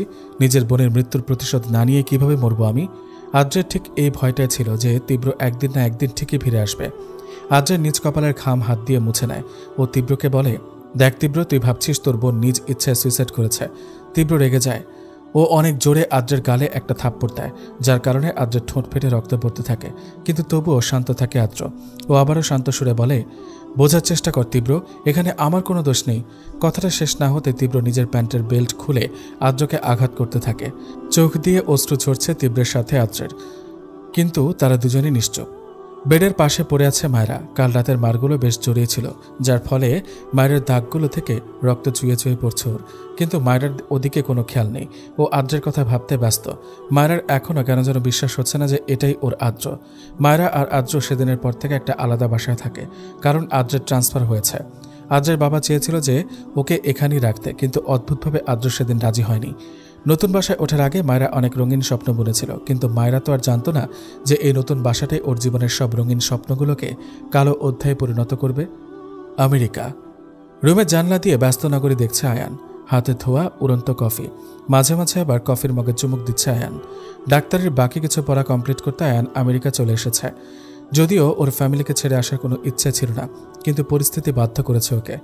হঠাৎ পেছন থেকে একটা মেয়ে এসে আয়ানকে জড়িয়ে ধরে। আয়ান মুচকে হাসি দেয়। ঘুম ভাঙল মহারানীর? মেয়েটা আয়ানকে আরেকটু শক্ত করে জড়িয়ে ধরে বলে, আমাকে আগে ডাকেননি কেন? তোমার ঘুমন্ত চেহারা দেখে কেন যেন ডিস্টার্ব করতে ইচ্ছা হলো না, তাই। মেয়েটি আয়ানকে ছেড়ে দুই হাত দিয়ে চুলগুলোকে খোপা করে নিল। মুগ্ধ দৃষ্টিতে সেই দৃশ্য দেখল আয়ান। মেয়েটি আয়ানকে বলে, মায়া করতে গিয়ে আমার কাজের তো লস করে দিলেন। আয়ান মেয়েটির সামনে গিয়ে গালে টুকুস করে চুমু দিয়ে বলে, মায়া না গো বউ, ভালোবেসে। অনেক ভালোবাসি তোমায়। আমিও অনেক ভালোবাসি, এক সমুদ্র সমান ভালোবাসি। জড়িয়ে ধরে একে অপরকে তারা দুজন। ভালোবাসার রঙে রঙিন হয় আবারও নতুন করে। আচ্ছা, এই মেয়েটাকে সবাই একটু গেস করুন তো। এদিকে আদ্রকে মারার পর ক্লান্ত হয়ে সোফায় বসে পড়ে তীব্র। তীব্র তার একজন লোককে ডেকে ইশারা করে কিছু বলে।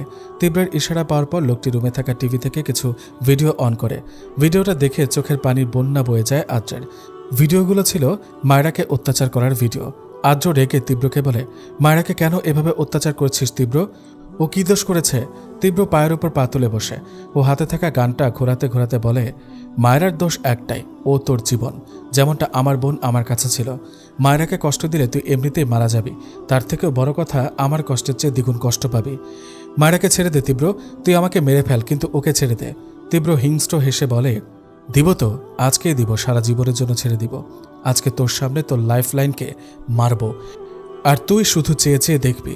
তীব্র চলে যায়। আদ্র পেছন থেকে অনেকবার তীব্রকে আকুতি মিনতি করছে, কিন্তু তীব্র সেটা শুনছে বলে মনে হয় না।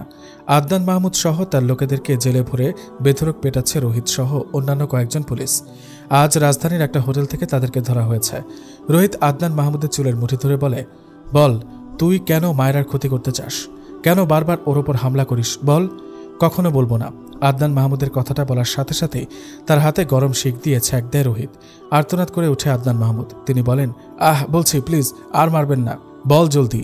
আদনান মাহমুদ বলা শুরু করে, মায়েরার দাদা আমাকে এতিমখানা থেকে নিয়ে এসে নিজের ছেলের মতো মানুষ করতে থাকেন, কিন্তু দিন যত যাচ্ছিল ততই আমি লোভী হয়ে উঠেছিলাম। তাই মায়েরার আম্মু যখন প্রেগনেন্ট ছিল তখন থেকে আমি ষড়যন্ত্র শুরু করি। মায়েরার 5 বছর যখন, তখন আমি মায়েরাকে দূরে সরিয়ে দিই, আর তখনই আয়ানের বাবা মা মায়েরাকে পেয়ে নিজ সন্তানের নামে বড় করতে থাকে। মায়েরাকে দূরে সরানোর পর একদিন সুযোগ বুঝে মায়েরার বাবা মাকে সরিয়ে দেই দুনিয়া থেকে। কিন্তু মায়েরার দাদুকে মারতে পারেনি, কারণ সব সম্পত্তির দলিল তার কাছে ছিল, আর তিনি চাইছিলেন মায়েরাকে সব সম্পত্তি দিয়ে দিতে। তাই আমি মায়েরাকে মারার প্ল্যান শুরু করি, কিন্তু প্রতিবারই কিভাবে যেন প্ল্যান ফ্লপ হয়ে যেত। তোর প্ল্যান ফ্লপ হতো আদ্রের কারণে? আদনান মাহমুদ অবাক কণ্ঠে জিজ্ঞেস করে। মানে আদ্র বুঝতে পেরেছিল মায়েরার সাথে ঘটা অ্যাক্সিডেন্টগুলো কাকতালীয় না, কেউ ইচ্ছে করে করছে। তাই ও আলাদা একটা টিম তৈরি করে মায়েরার সেফটির জন্য। রোহিত বাকি পুলিশদের ইশারা করে বেরিয়ে যায়, ওর এখন আদ্রকে খুঁজতে হবে। এদিকে মাইশা ওর সদ্য জন্ম নেওয়া ছেলেকে নিয়ে মেঘের ভর্তি হওয়া হসপিটালের কাছে দাঁড়িয়ে আছে। হাত পা প্রচণ্ড পরিমাণে কাঁপছে মাইশার। মাইশা হসপিটালের রিসেপশন থেকে ইনফরমেশন নিয়ে মেঘের কেবিনের সামনে দাঁড়িয়ে আছে। মেঘের অবস্থা ভালো না বলা চলে, ডাক্তাররা আশা ছেড়ে দিয়েছে। এখন ঔষধ দিয়ে যতটুকু বাঁচিয়ে রাখা যায় ওকে, এতটুকুই মেঘের হায়াত। মেঘের কেবিনে প্রবেশ করে মাইশা মেঘের কাছে গিয়ে মাথায় হাত বোলায়। চোখ দিয়ে পানি পড়ছে ওর। কারো স্পর্শ পেয়ে চোখ খুলে তাকায় মেঘ। মাইশাকে দেখে মেঘের চক্ষু চড়ক গাছে। মাইশা কেঁদে দিয়ে বলে, কেন মিথ্যা বললে আমাকে? একটু কি বলা যেত না তুমি অসুস্থ? কেন এত কষ্ট দাও আমায়? কি করেছে আমি বলো? মেঘ কাঁপা কণ্ঠে বলে, তুমি কষ্ট পাবে তাই আর বলা হয়নি। আর তোমার কষ্ট হচ্ছে না? মেঘ কিছু বলল না।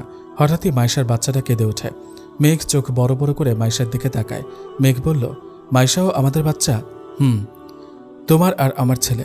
মেঘ নিজের সর্বশক্তি দিয়ে উঠে বসে ছেলেকে কোলে নিয়ে হাজারো চুমু দিতে থাকে। মেঘের কোলে যাওয়া মাত্রই বাচ্চাটা কাঁদা বন্ধ করে দিয়ে হাসতে থাকে। মেঘ বাচ্চাটার দিকে মুগ্ধ নয়নে তাকিয়ে থাকে। মেঘ মাইশার দিকে তাকিয়ে বলে, ও কার মতো হয়েছে? তোমার মতো। সত্যি? আচ্ছা, ওর নাম কি হবে? তুমি ঠিক করো। মেঘ কিছুক্ষণ ভেবে বলে, শ্রাবণ। মেঘ নামটা উচ্চারণ করার পরপরই হেসে ওঠে ওদের ছেলে। হঠাৎই মেঘের শ্বাস নিতে কষ্ট হতে থাকে। মাইশা অস্থির হয়ে ডাক্তারকে ডাকতে যাবে, তখনই মেঘ মাইশার হাত ধরে বলে, আমার সময় শেষ মাইশা, তুমি আমাদের ছেলেটাকে মানুষের মতো মানুষ করো। ভালোবাসি মাইশা। মেঘ কথাটা বলার পর আজীবনের জন্য চুপ হয়ে যায়। পৃথিবীর মায়া ত্যাগ করে চলে যায় বহু দূর। মাইশা নিস্তব্ধ হয়ে গেছে। এদিকে আয়ানের বিয়ে হয়েছে আজ 6 মাস হলো। আয়ান বিয়েটা করতে রাজি ছিল না, কিন্তু ওর ফ্যামিলি বেশ জোর করে ওকে বিয়ে করায়। এতক্ষণ তার সাথে খুনসুটি করছিল আয়ান না চাইতেই নোরাকে ভালোবাসতে বাধ্য। আয়ানের ভাবনার মাঝে এটা কখনোই ছিল না যে ও কখনো জান্নাতকে ছাড়া অন্য কাউকে ভালোবাসতে পারবে, কিন্তু নোরা সেই অসম্ভবকে সম্ভব করে দিয়েছে। নিজের ভালোবাসার জালে আবদ্ধ করেছে আয়ানকে। রোহিত আদ্রকে খুঁজতে খুঁজতে ঠিক ওই জায়গাটিতে পৌঁছে যায় যেখানে আদ্রকে আটকে রেখেছিল তীব্র। রোহিত রুমের দরজা খোলা মাত্রই আদ্র এসে জড়িয়ে ধরে রোহিতকে। আদ্র বলে, একদম ঠিক সময় এসেছিস, আমার এই মুহূর্তে তোরই প্রয়োজন ছিল। আদ্র, তুই এখানে কেন? তীব্র আমাকে আটকে রেখেছিল। তীব্র তোর ওই ছোটবেলার ফ্রেন্ড? ও তোকে আটকাবে কেন? তীব্রের বোন তুবা ও আমাকে ভালোবাসত, কিন্তু আমি ওকে পছন্দ করতাম না। এই সামান্য কারণে তুবা সুইসাইড করে, আর তীব্রের মতে আমার কারণে তুবা মারা গেছে। আমি ওকে মেরে ফেলেছি, তাই ও প্রতিশোধ নিতে চায়। তীব্র ওর বোনকে ওর জীবন, ওর বাবা মায়ের থেকেও বেশি ভালোবাসে। আদ্র এতটুকু বলেই দৌড়ে বেরিয়ে যায়। রোহিত পেছন থেকে আদ্রকে ডেকেছিল, কিন্তু ও না শুনে গাড়ি নিয়ে বেরিয়ে যায় ওখান থেকে। তীব্রর হাতে একটা তলোয়ার। ও বেশ যত্ন করে তুলে রেখেছিল, নিজের বোনের মৃত্যুর প্রতিশোধ নিবে এটা দিয়ে। তাই তীব্র তলোয়ারটা নিয়ে মায়েরা রুমের দিকে এগিয়ে যায়। রুমে ঢোকা মাত্রই মায়েরাকে দেখে বাঁকা হাসি দেয় তীব্র। তীব্রের হাতে তলোয়ার দেখে অনেক অবাক হয় মায়েরা। ও অবাক হয়ে বলল, আপনার হাতে ওটা? তোমাকে মারার জন্য আমার প্রতিশোধ পূরণ করব আজ। মায়েরা খেয়াল করে তীব্রের গলার স্বর অন্যরকম। ও কাঁপা কণ্ঠে বলে, কে আপনি? আপনি আদ্র না অন্য কেউ? আপনার চেহারা আদ্রের মতো কেন? তীব্র সব কিছু খুলে বলে মায়েরাকে। সবকিছু শোনার পর মায়েরা অবাক হয়ে তাকিয়ে আছে তীব্রের দিকে। মায়েরা পালাতে যাবে তার আগেই তীব্র ওকে ধরে ওর পেটে ছুরি ঢুকিয়ে দেয়। 5 বার ছুরিকাঘাত করার পর আদ্র এসে তীব্রের হাতে গুলি করে দেয়। মাটিতে লুটিয়ে পড়ে মায়েরা। পেছন থেকে রোহিত এসে তীব্রকে ধরে নিয়ে যায়। আদ্র জলদি করে মায়েরার কাছে গিয়ে মায়েরার মাথা নিজের কোলে নেয়। আদ্র কান্না করে বলে, মায়েরা, তোমার কিচ্ছু হবে না, দেখো, হসপিটালে নিয়ে গেলেই তুমি ঠিক হয়ে যাবে। মায়েরা অনেক কষ্ট করে কাঁপা কণ্ঠে বলে, পৃথিবীতে থাকার সময় শেষ আমার আদ্র। আমি আর আপনার সাথে থাকতে পারবো না। আপনার বাচ্চার মা হতে পারবো না। আপনার অতিরিক্ত চাওয়া হতে পারবো না। ভালোবাসি আদ্র, খুব ভালোবাসি। কখনো ভুলবেন না তো আমায়? মায়েরা, পাগলের মতো কথা বলিস না তো, তোর কিচ্ছু হবে না, তুই ঠিক হয়ে যাবে দেখিস। মায়েরা জোরে জোরে শ্বাস নিতে শুরু করে। আস্তে করে আদ্রের বুকে ঢলে পড়ে ও।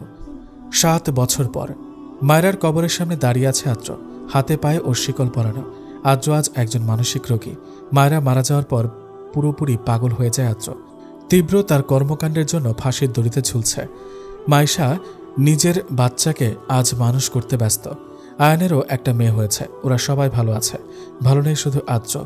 আজকের দিনে মায়েরা মারা যায়, তাই এই দিনে মায়েরার কবরের কাছে আদ্রকে না আনলে ও আরও বেশি পাগলামি করে। আদ্র শিকল পরিহিত অবস্থায় মায়েরার কবরের কাছে গিয়ে বসে। আদ্র ফুপিয়ে ফুপিয়ে কেঁদে ওঠে। ও বলে, কেন আমাকে ছেড়ে গেলি মায়েরা? আমার ভালোবাসা কি কোনো কমতি ছিল? এত স্বার্থপর কেন তুই? তোকে এত ভালোবাসা দেওয়ার পরও চলে গেলি। আদ্র একটু থামে, তারপর আবার বলে, ভালোবাসি মায়াপুরী, অনেক ভালোবাসি। একবার ফিরে আয়। কেন বুঝিস না মায়াপুরী? অতিরিক্ত চাই তোকে। একবার ফিরে আয় মায়াপুরী। কাঁদতে থাকে আদ্র। ওর সাথে আসা ডাক্তাররাও কাঁদে।